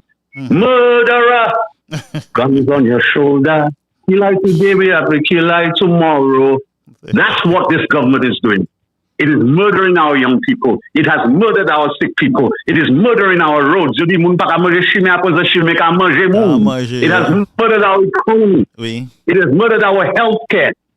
That's what they are. This is a murdering government. I hold no apologies for saying it. Good night, and I hope you feel better so that you can continue your show, Pastor Garfield. Tell them the truth. Preach the truth.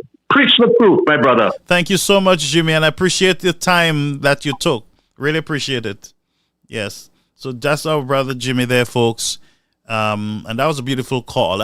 Let me just show you something. I want you to follow something with me. This whole CIP situation. First of all, I'm going to take that call after. I want you to listen to something that I just came across. I'm not going to show it, but we're going to just listen to it, all right?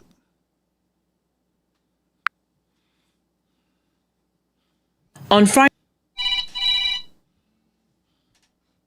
the high-profile resignation had taken place at the Citizenship by Investment Unit, the CIU. The company or corporate secretary is said to have resigned. The reported resignation comes months after the chairman of the board, Lon Theophilus, is said to have also resigned. This is yet to be confirmed even by the Minister for Investment, Dr. Ernest Hilaire. The minister, in addressing the question on Power 97's situation... Okay, let's go over that again. On Friday 20... Folks, don't call in as yet, please. Another high-profile resignation had taken place at the Citizen... On Friday, 26 July 2024, news circulated that another high-profile resignation had taken place at the Citizenship by Investment Unit, the CIU. The company or corporate secretary is said to have resigned. The reported resignation comes months after the chairman of the board, Lon Theophilus, is said to have also resigned. This is yet to be confirmed even by the Minister for Investment, Dr. Ernest Hilaire. The minister, in addressing the question on Power 97's Situation Room on Monday, July 29, failed to give a direct response. However, speaking to the reported resignation of the corporate secretary, had this to say. A local reporter in St. Lucia who is calling members of staff of the unit, threatening them. They're threatening people if you don't resign, that they will expose you, they will do this, terrorizing people. Dr. Hilaire was making reference to this reporter. Following his appearance on the show, I posed a few questions to the Deputy Prime Minister. Dr. Hilaire, may I have a word? Want to have a word with me? Yes, please. You'll be calling CIP, threatening people, asking people to resign? No, Minister, you should not say that. I shouldn't say that? No, because there's no truth to that. Sorry, you didn't call CIP? Minister, you should not say that I called and threatened anyone because there is no truth to that, and you know that. You know that. No, I don't know. I'm asking you, so you... I had a conversation with the... So, folks, this is Lisa Joseph. This is your Minister of Government lying to you. Now, you wonder why I'm so upset tonight, why I'm so aggravated tonight. It's because we do not know, we can no longer trust. We can no longer trust our leaders in the country. This guy went on national radio and told us that a local reporter calls the CIP office and threatened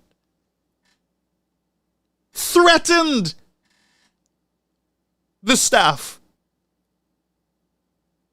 Why are the staff not calling the police? Why the law enforcement are not involved if a reporter is threatening the staffs? Lisa was that reporter that he is saying to St. Lucians on national radio that our local, this man is a liar. The man lied to the nation this morning. Dr. Hilaire lied to you, the citizens of this country. And now there are much more questions. There are much more questions that we must ask at this time. What else were you lying to us on? You accused that reporter. You lied on that woman. St. Lucians, do you understand what is happening here? You cannot trust them boys. Let us listen to Lisa and listen to her. And for those of you who want the clip, it's going to be on Caribbean American News platform. It's going to be there after the show. This man lied on the girl.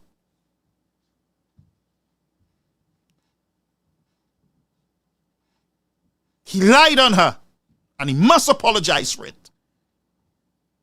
He must apologize. Let's play the clip, folks. Stay with me. I'm upset tonight because we have an issue with our passports. This guy goes on Power FM, lies to us, because I walked away, I'm like, we got to find out who is threatening CIP staff. And if that is happening, nobody, whether external, internal, no one should be threatening any staff in the country. None. So I'm saying, boy, I got to find out who this is, who is threatening. This girl is a professional, classy girl, of course, Dr. Fletcher. This girl is a respectable girl. She's one of the journalists in the country. And that man tried to assassinate that girl's character. And not only that, he did not call name on the reporter's name on the show. And you know what that did? It placed a shadow over all reporters in the country because we do not know who it was. Now Lisa heard, and Lisa came outside the studio and she waited for him to confront him. Now that's journalism. I respect this woman even more. She caught him coming out the studio and she was still respectful to him. Let's go back to the clip, folks. Let's go back. Minister, in addressing the question on Power 97's Situation Room on Monday, July 29, failed to give a direct response. However, speaking to the reported resignation of the corporate secretary, had this to say. A local reporter in St. Lucia who is calling members of staff of the unit, threatening them. They're threatening people if you don't resign, that they will expose you, they will do this, terrorizing people. Dr. Hilaire was making reference to this reporter. Following his appearance on the show, I posed a few questions to the Deputy Prime Minister. Dr. Hilaire, may I have a word? You want to have a word with me? Yes, please. You'll be calling CIP, threatening people, asking people to resign? No, Minister, you should not say that. I shouldn't say that? No, because there's no truth to that. Sorry, you didn't call CIP? Minister, you should not say that I called and threatened anyone because there is no truth to that, and you know that. You know that. No, I don't know. I'm asking you. I had a conversation with the company secretary. Did Martinez give you the questions to ask? No, Minister. No one gives me questions to ask anyone, and you should know that. Well, I was surprised, and I must say... You should know how I operate, Minister. I'm an above-board individual, just like you. Yeah. Above board. Okay. I will never, ever call and threaten anyone. It's not in my nature, and you should know that as well. Well, those who do it, tell them to stop it, if you can. Well, if I know who they are, and if you point me in the direction, I will most certainly do that for you. Yeah. But I do want to ask you about the corporate secretary. Is there any truth that she has resigned, Minister? Well, when I last spoke to her, she's still corporate secretary, and as far as I know, she will continue to be corporate secretary. Where did this come from? Can you tell me? Well, like you, I saw the article. Just like you, I saw the article. Yeah. But I want to ask, and because I called the corporate secretary to ask her whether there was any truth to the statement that very soon in the amendment to the RICO suit that there will be some 200 documents that will be coming before the court, and those documents will have some evidence that there was underpricing. What I asked the corporate secretary how would you, I've never heard that. Where did you get that from? Sources, Minister. All journalists and politicians have sources. Yes. No, well, I never heard that. And so I was asking her whether those documents would have come through her desk. That was my question to the corporate secretary.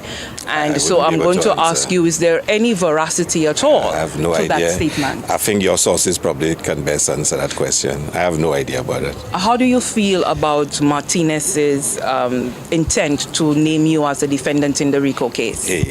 Listen, let me tell you something. The last government seized my vehicle, charged me.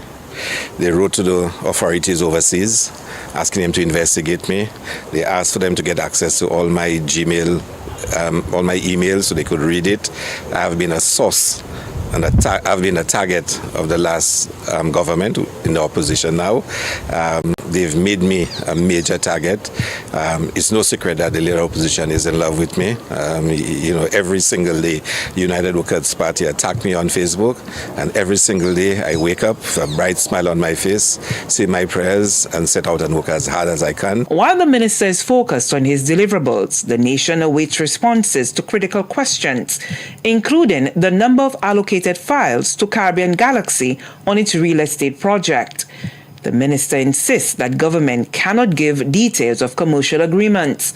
The minister did, however, promise an interview to this reporter in the soonest possible time to discuss the issues surrounding the CIP. For the DBS News World, Lisa Joseph reporting. Folks, hold a minute. I want you to see this.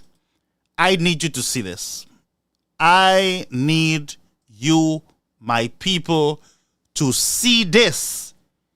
I need you to see this for yourself, fellow St. Lucians. So, we're going to go back over this thing again. Please, this is very serious. This is very serious. This is your government.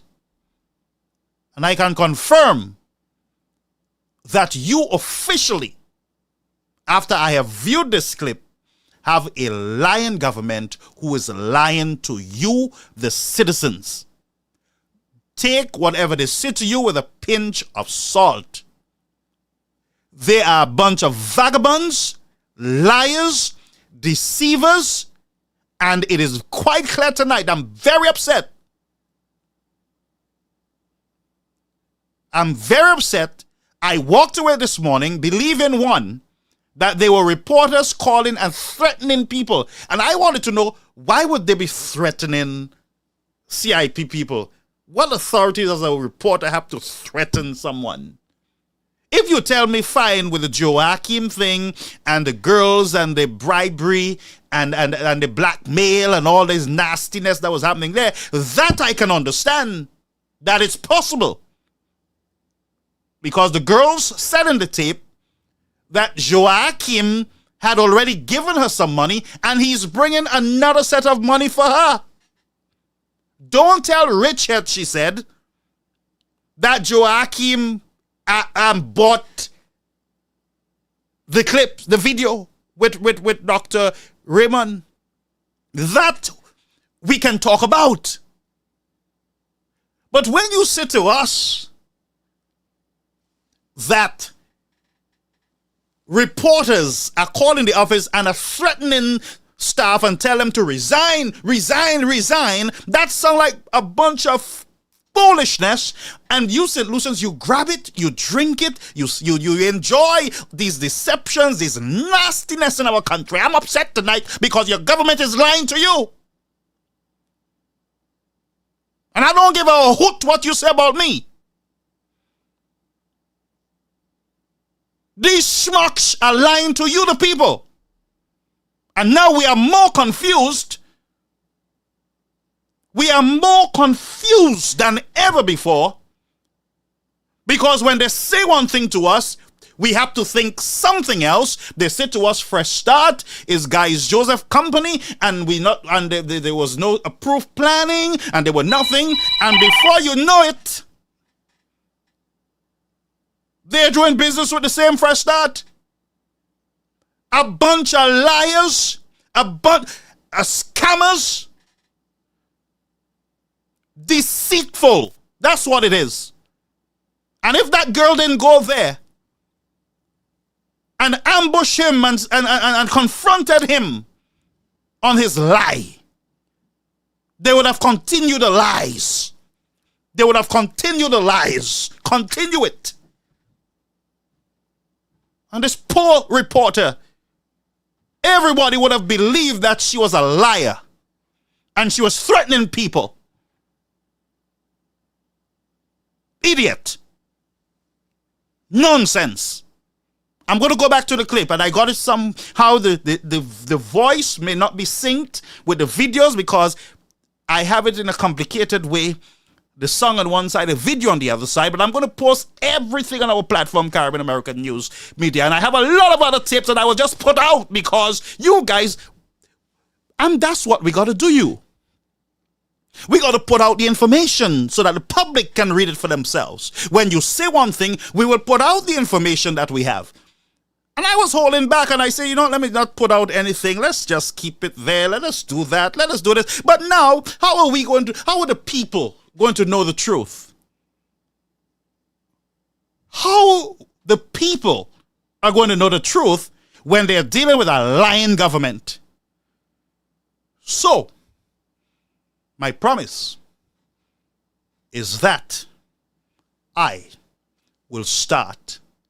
When you guys open your mouth, I will start to put out the truth behind you all.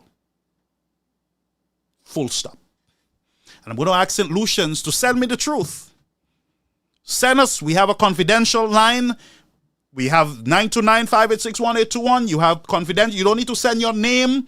You can just send over those information. And when they speak, we will come behind them and we will put it out. It's time for us to start cleaning this nastiness up. It got to clean up.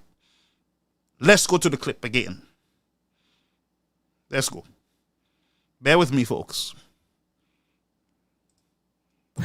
The company or corporate secretary is said to have resigned. The reported resignation comes months after the chairman of the board, Lon Theophilus, is said to have also resigned. This is yet to be confirmed even by the Minister for Investment, Dr. Ernest Hilaire. The minister, in addressing the question on Power 97's Situation Room on Monday, July 29, failed to give a direct response. However, speaking to the reported resignation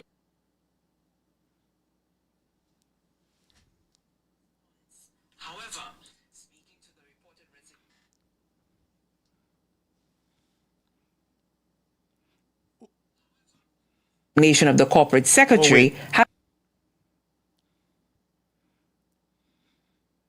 this to say. A local reporter in St. Lucia who is calling members of staff of the unit, threatening them.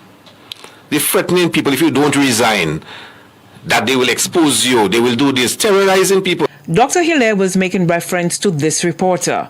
Following his appearance on the show, I posed a few questions to the Deputy Prime Minister. Dr. Hilaire, may I have a word? You want to have a word with me? Yes, please. You'll be calling CIP, threatening people, asking people to resign? No, Minister, you should not say that. I shouldn't say that? No, because there's no truth to that. Sorry, you didn't call CIP? Minister, you should not say that I called and threatened anyone because there is no truth to that, and you know that. You know that. No, I don't know. I'm asking you. I had a conversation with the company secretary. Did Martinez give you the questions to ask? No, Minister. No one gives me questions to ask anyone, and you should know that. Well, I was surprised, and I must say... You should know how I operate, Minister. I'm an above-board individual, just like you. Yeah. Above board. Okay. I will never, ever call and threaten anyone. It's not in my nature, and you should know that as well. Those who do it, tell them to stop it, if you can. Well, if I know who they are, and if you point me in the direction, I will most certainly do that for you. Yeah. But I do want to ask you about the corporate secretary.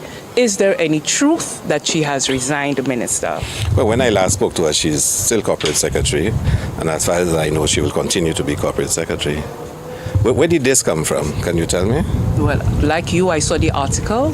Just like you, I saw the article. Yeah. But I want to ask, and because I called the corporate secretary to ask her whether there was any truth to the statement that very soon in the amendment to the RICO suit that there will be some 200 documents that will be coming before the court, and those documents will have some evidence that there was underpricing. What I asked the corporate secretary how would you, I've never heard that. Where did you get that from? Sources, Minister. All journalists and politicians have sources. Yes. No, well, I never heard that. And so I was asking her whether those documents would have come through her desk. That was my question to the corporate secretary. And so I'm going to ask you, is there any veracity at all I have no idea. That statement? I think your sources probably can best answer that question. I have no idea about it. How do you feel about Martinez's intent to name you as a defendant in the RICO case? Hey. Listen, let me tell you something. The last government seized my vehicle, charged me.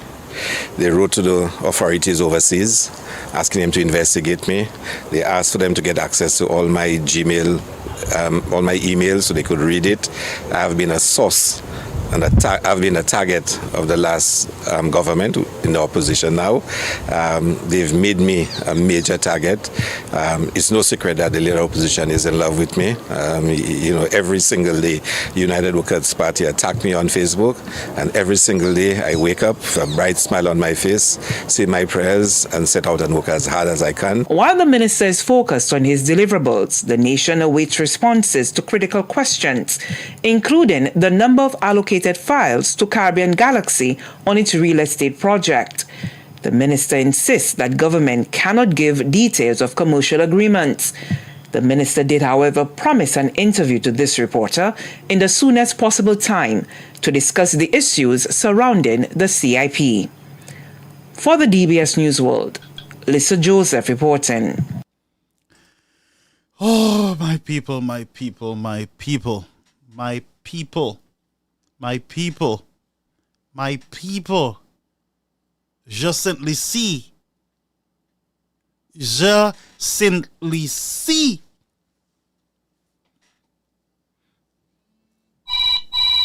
Ian, hold on for that call. Hold on to the call. I'll tell you when to call. I just want to get through some things here before 10 o'clock. Wow. Wow. Listen to this, folks. There was a certain feeling in the country that our St. Lucian-ness, that the people were not at the forefront of mothers say, I can only afford $300 or $500, and you can only do 4 subjects, you can't do 6 subjects. This was the worst economy in the Caribbean, and one of the worst in the world. In terms of coming out of COVID, one of the worst.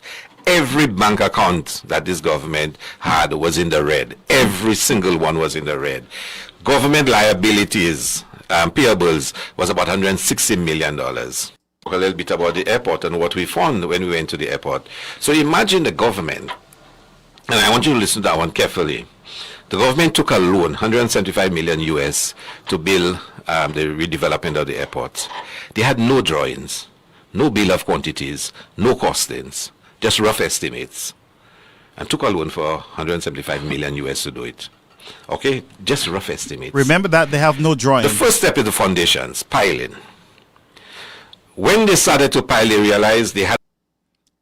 So folks, wait. You realize he said that they had no drawing, but they were piling. No drawings, which means that the guys are just putting foundations anywhere. No plans, no drawings. They're just putting down piling. They're just piling, putting piling. You know what piling is? For the foundation. You put those heavy metal into the ground. Sometimes they pour concrete through them, I believe, and blah, blah, blah. That's the foundation. That those long things that are ponging the steel down in the ground. So piling. So he's saying that the government of St. Lucia on the island, Shasta, was piling, but there is no plans at all. No plans.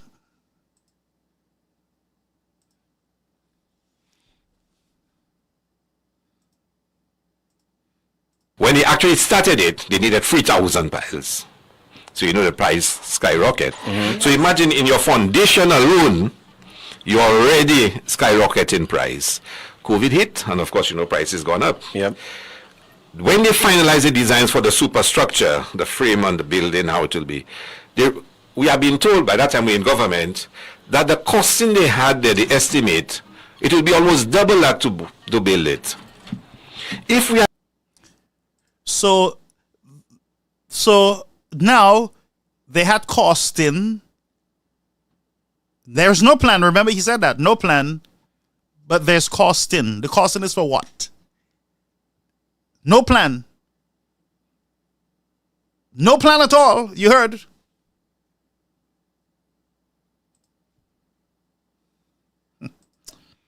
God. in it would cost us over $1 billion. Okay. So we had to say, look, stop. The same World Bank they had cast away, because World Bank was the one managing the process when the Labour Party was there. We had to call back the World Bank and say, look, take a look at this for us. We set up a local committee first, and we tell the local committee, look at this, come up with some ideas. And then we went to the World Bank and said, that's what the local experts have said. This thing can't work. Give us your expert opinion. And they said to us, for sure, you can't build that airport. You can't afford to build this. Because they never designed it. They never deal a bill of quantities. They never had an idea how much it would actually cost. They just had schematics. And they went and take a loan for 175 million US.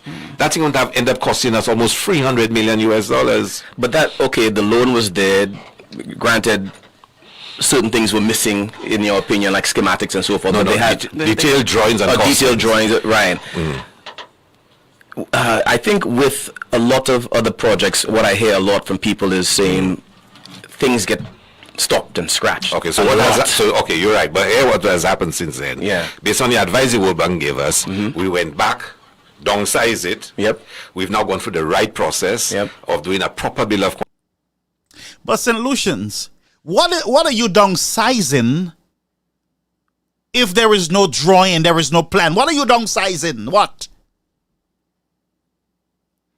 Politicians believe that everybody's a bunch of idiots. Everybody's stupid. Nobody can think for themselves. Well, some of you act like you can reason for yourself. So, they had to downsize, but they have no plans. But they're downsizing. You understand that? So you're building a plywood house, so you're downsizing. There's no plans. You're taking out 2 plywood, so you make it 1 plywood instead of 2. So you downsize. And that's what they take you for.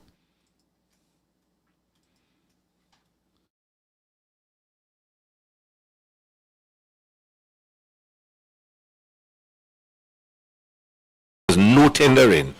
And when the company got the contract, the company themselves didn't even have detailed drawings or costings. They just had a general estimate of what it will cost. So what the company did was to say, agree to we'll do it, and we get X% interest, X% project management fees on top of whatever we spend, plus the loan. But I won't go into too complicated. So what we've done is to step back, review the recommendations made, withdraw it, downsize it, and now do the proper bill of quantities to go out to tender, and hopefully by the end of the year, we'll issue a contract in a proper way for the project to be completed. And then that is roughly how long? Now, that's not directly under my ministry, but from what I am been informed, maybe a couple years to finish off the project. But it will be done within budget and at an affordable cost for the country. Can you imagine building a new airport terminal for about $1 billion, bro? Think about money. Exactly. Think about that. Think about that. But at the same time, tourism is our number one. Right. So here it is. When people come to the country, you think they come in the country to stay at the terminal? No, they don't. No, they don't. But that's the first. That's the representative. That's what they see first. Exactly. So what you must do is to create an experience for them that is sufficient. For them to pass through, go where they have to go, enjoy the country, and then to leave. Because you travel, and we all travel. And the first thing we do is we see the airport. We're like, whoa, this is nice. But that's a few minutes, and you move, and then you want to go and enjoy the destination. So if you have $1 billion to spend it on the destination. But Marlon Ahmad, good morning. Increases in value. There's a lot that is All about the good vibes and the achievement operator. If there is any issue, is a private operator. When Alan Chasney came in, I told him I'm going to run quick and fast. Good morning. But Dr. Ile, it sounds a bit strange that the World Bank, with all its economists and qualified bankers and all of these people on staff, would approve a loan for 175 million US without the proper documentation. Hold a minute. So somebody is jamming Hilaire now. A caller calling to say, but wait a minute, why are you talking about the World Bank just give Chasney a loan, the UWP a loan for the airport with no plans at all? And that's what the call is asking him. What do you mean? What are you saying to us? Chasney was so bright. You remember Kenny couldn't get money from anywhere? Chasney is so good That's what he is telling us how good Chaston is, that he can go to the World Bank or whoever it is, get a loan without any plans, without any figures, with nothing at all. He can secure a loan, as he said, for almost $1 million for the airport. He said it. He said it. The SLP said it. They said it. They said it. Let's go. We'll close the show, but let's listen a minute. Give me 5 more minutes, folks. I promise you will be done. 5 more minutes. 5 more minutes, folks. 5 more. 5 more minutes. Give me 5 more minutes. I beg you. Listen to this call.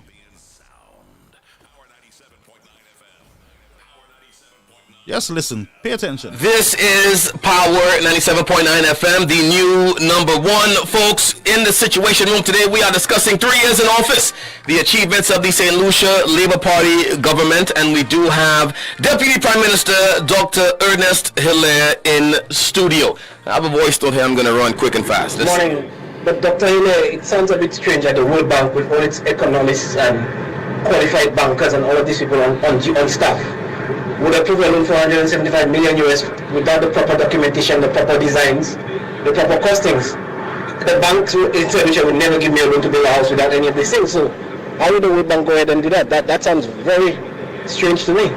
He has a point. Yeah, he has a point, Dr. Hilaire. But he's right, it's strange. But we had a strange prime minister and a strange government. Wow. So let me explain to him. Now, I never said the World Bank gave a loan for $175 million. Yeah. Wow. I never. But let me give you the story behind this. Under Dr. Anthony, because of the scale of the works involved, because the Uranura International Airport rehabilitation project is the largest capital project in the history of St. Lucia. Largest. Yeah. So what Dr. Anthony said he was going to do, he went to the IFC, which is the commercial arm of the World Bank, and asked them to manage what you call a PPP, private-public partnership process, for us to get the project done. What the Labour Party was going to do is to ask a private entity to come in, bring in the money, develop the airport, the terminal, answer the question, and they would lease it for a number of years and share the profits to the government. The IFC from the World Bank was managing the process. The government of St. Lucia would not have taken a loan for a cent. Not a cent. Not a cent. The private developer would have come in. Answer the question. And the advantage of that, Slim, is that if there's a hurricane, the government don't have no liabilities, it's a private operator. If there is any issue, it's a private operator. When Alan Chasney came in, he said he stopped that. We were on the verge of awarding a contract to a private developer who would get the lease to manage the airport. He said, stop it. So they were going to lease your airport too. The IFC begged him not to do that. He insisted it must stop. The IFC, the World Bank, said to the government of St. Lucia, y'all will have to pay us for all the work we've done for y'all if y'all abandon the process. And under Alan Chasney, they paid over $2 million to the IFC for all the work they had done managing the process for the government of St. Lucia. He insists he's doing it by private award by the government of St. Lucia. He then took a loan of $100 million from the Taiwanese government, $100 million. And then another loan of $75 million from a consortium of banks, Bank of St. Lucia, Bank of Grenada, a number of them. That's how the $175 million came about. So the money was not a loan from the World Bank. And then they started their process, and then they came up with their rough estimates. I think it's called ROM, Rough Order of Measure or something like that. It's a system they use where you just come up with figures. If I'm building a house 20 by 40, each square foot is $60, so it's 240 square feet by 60. For you to do a project so you... You can't find, and the evidence is there. Because one thing in Labour Party, when we say Alan Chasney lied, we can give the tip where he said A and the tip where he said B. We don't just say those things. We give the evidence. When we formed the CIP in 2015 into 2016, we did noise and they say a lot. You can't find, and the evidence is there. Because one thing in Labour Party, when we say Alan Chasney lied, we can give the tip where he said A and the tip where he said B. We don't just say those things. We give the evidence. A while ago where you lied. When we formed the CIP in 2015 into 2016, we did not want a CIP Folks, this man said earlier that they called him and told him that reporters call and threaten. Right on the air there, he said it. That they called and said that they were threatened by the reporter. Threatened by the reporter. Met outside and said, oh, so you didn't threaten? Okay, all right, okay. And he said somebody told him from the office, he got a call before he got there. He said it.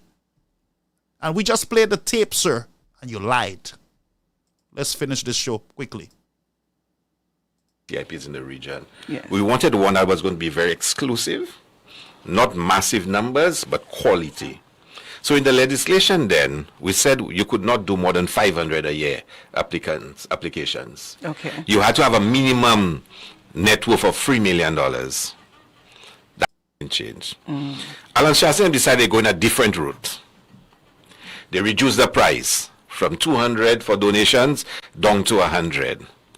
They made their changes. They removed the 500 limit per year. They removed the 3 million net worth.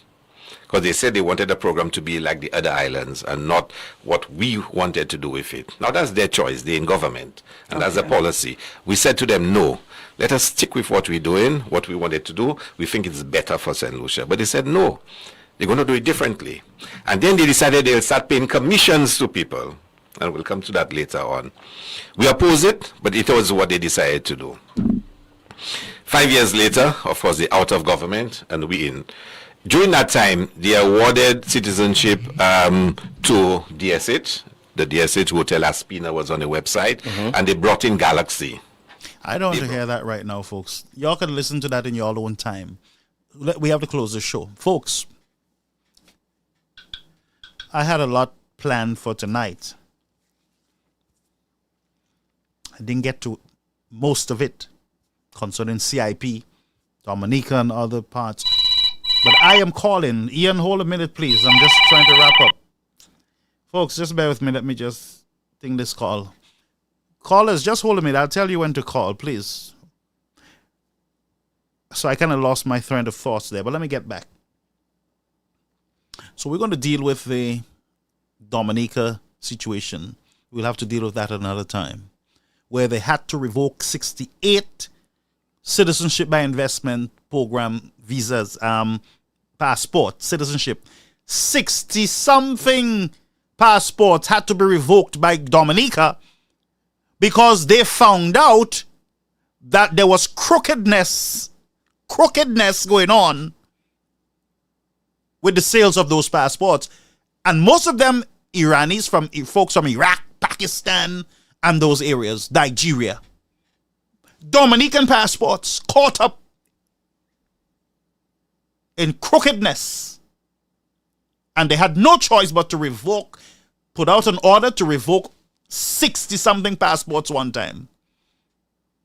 So when we say to you, St. Lucians, you got to watch your bread. You got to watch your passports. There's something going on. We need clarity on it. Then they say to us, no. That we're the best. Everything is good. The UWP want to, and Shaston is the one. They want to mess up our passports and mess up CIP and stain our country's name. No. Dominica name, 60-something passports. We are saving the country's image right now by speaking up on it, so that to put pressure on you guys so that you can act now.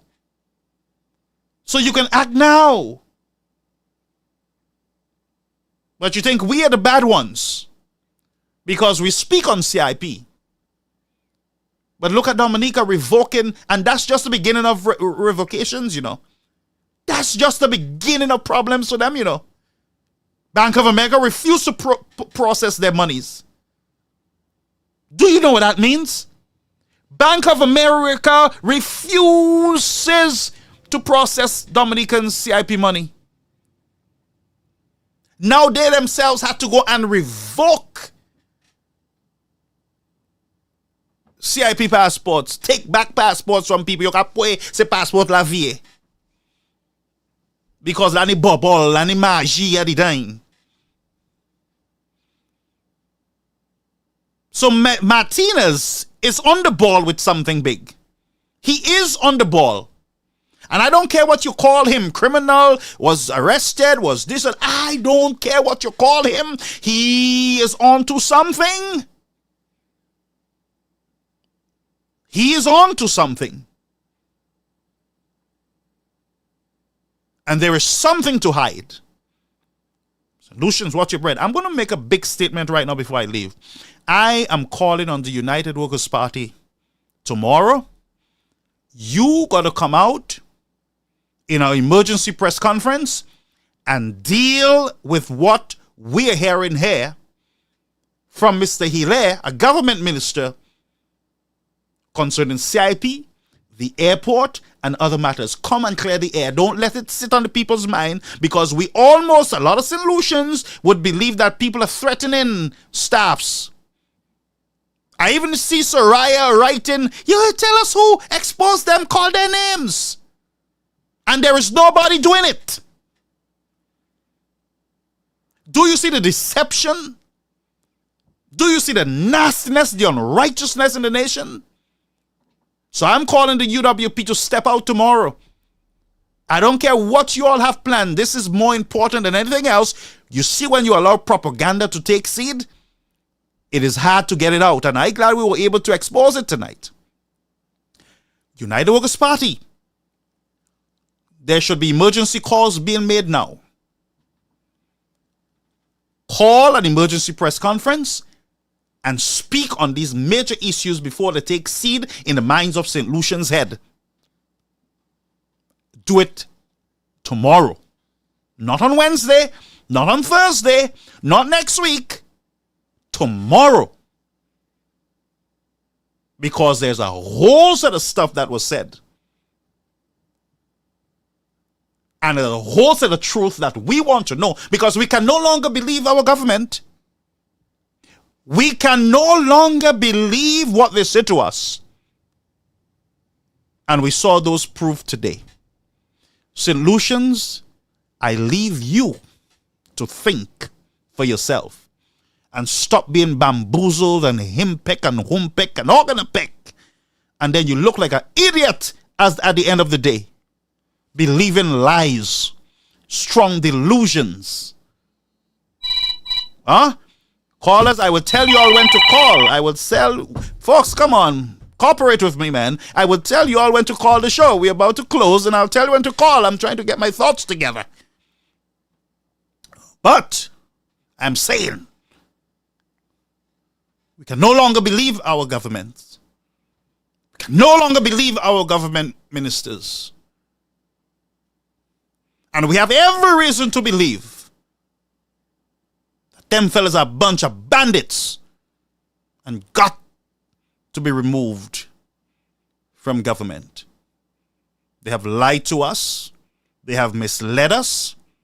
They have spread from the government's platform. They have spread propaganda and confuses the masses.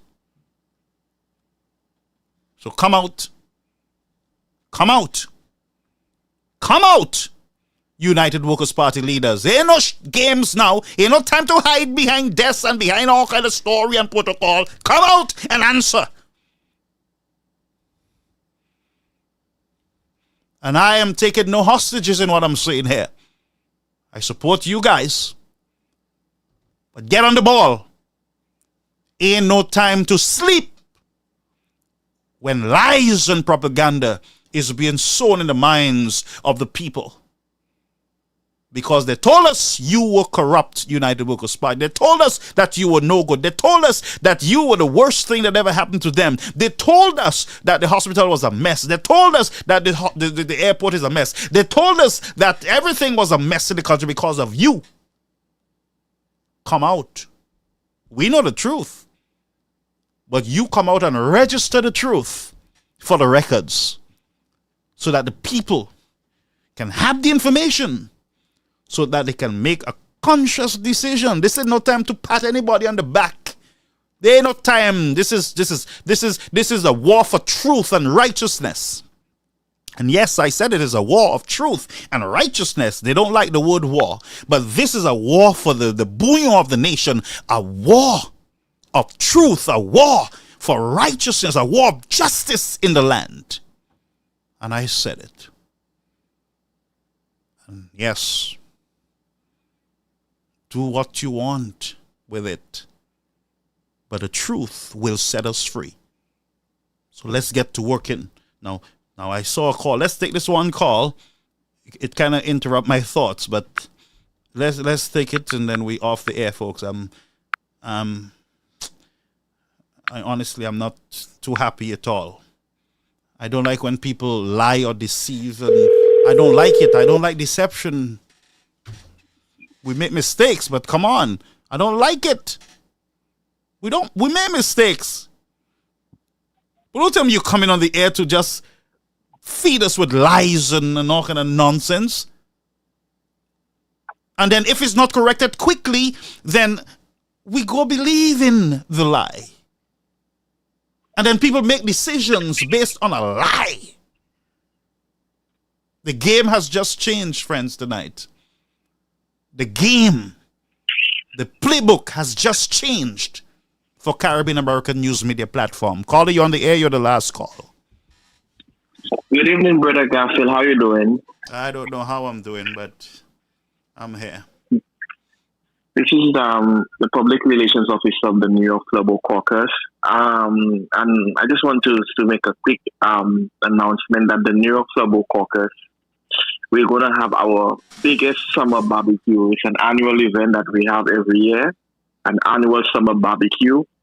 And it's taking place this coming Saturday, August the 3rd, 2024, at Albans Place on 14188 Park Place between Utica and Rochester. This year, we added a few components to keep the interest. We've included a forehand domino competition, winner takes it all. So as persons register to be part of that forehand domino competition, the prices will increase. So winner takes it all. Then we're going to have entertainment. We're scheduled to have this gentleman, who's very popular, Grozy Lee, and our deputy political leader, the Honorable Guy Joseph, will be in attendance to meet and greet persons in the diaspora in New York, Brooklyn, New York. The Honorable Guy Joseph, our deputy political leader, will be at the event.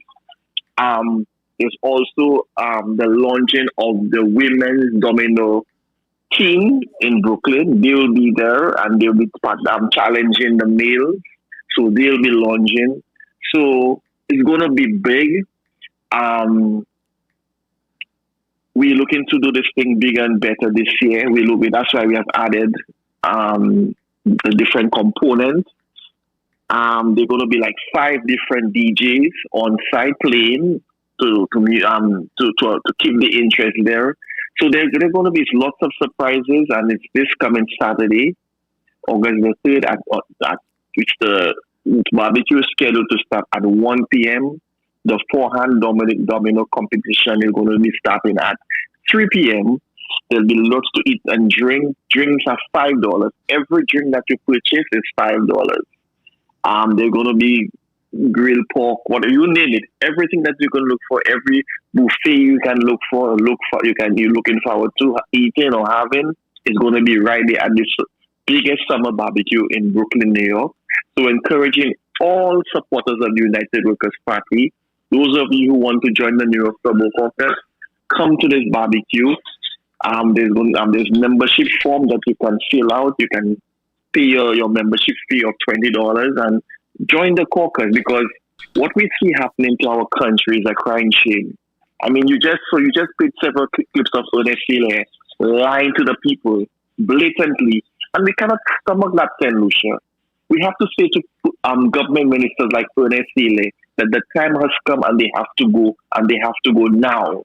But we have to do our part. We have to raise the money so that our party can be sufficiently financially able to run an effective campaign to get rid of dangerous and cancerous politicians such as the likes of Ernest Sealer. And so, once again, the New York Global Caucus, we are on the move with our biggest annual summer barbecue this coming Saturday, August the 3rd. And that too happens to be my birthday. So we're having a grand celebration this coming Saturday. The barbecue will start at 1. The forehand domino competition will start at 3 p.m. Lots of entertainment. Grosley will be singing. There are going to be two surprise artists will be performing. The deputy political leader, Honorable Guy Joseph, will be on site to meet and greet you, and it promises to be a huge event. So we're encouraging you. It's an open invitation to all supporters of the United Workers' Party. Come this coming Sunday, Saturday, sorry. It's at Albans Place on 1418 Park Place between Rochester and Utica. Everybody is familiar with Albans Place, and it's going to be huge. So I leave that right there. And thanks, Brother Garfield, for giving the opportunity to make that announcement. Thank you so much, buddy. Anytime. All right, folks. Thank you so much. That was Ian. But we are finished. I mean, to God be the glory. Folks, let's try to see how we can get some pressure on for this 72-year-old who is in need of urgent medical care. I'm calling on the government to get this woman out of the country. That's your responsibility. It's if the doctors are saying it is not something that they can deal with or they have seen before, your responsibility, the CMO, is to get her out, get an official out with her, a medical official to go with her, so that you guys can figure out if it is something new in the country, if it is something contagious, if it is something that you guys need to pay attention to. Here is a case where you guys got to act on it now. Figure out what this is all about. If we are going to see more of that in the country, and if there will be need going forward to have those type of specialists in our country because of this new problem that you're dealing with that you have never seen before and you can't deal with. All right? So the CMO need to get on it, get this woman out, and let's see what is going on in the nation, in the country. If it is something that we got to be concerned about in our nation. Folks, I don't want to stay here any longer. Thank you for being here with me. And I'm telling you, the game have just changed. I am not playing. I am not going to be any nice boy anymore. I'm going to go where the truth is. I'm going to speak my mind. I'm going to express myself. I'm going to use my rights that was given to me to speak up. I'm not going to besmirch anyone. I'm not going to mislead anyone. I'm not going to insult anyone. But I'm telling you, I am going wherever the truth is. I'm tired. Period. Folks, I have nothing more to say. I have nothing more to say. Have a beautiful night. Good night.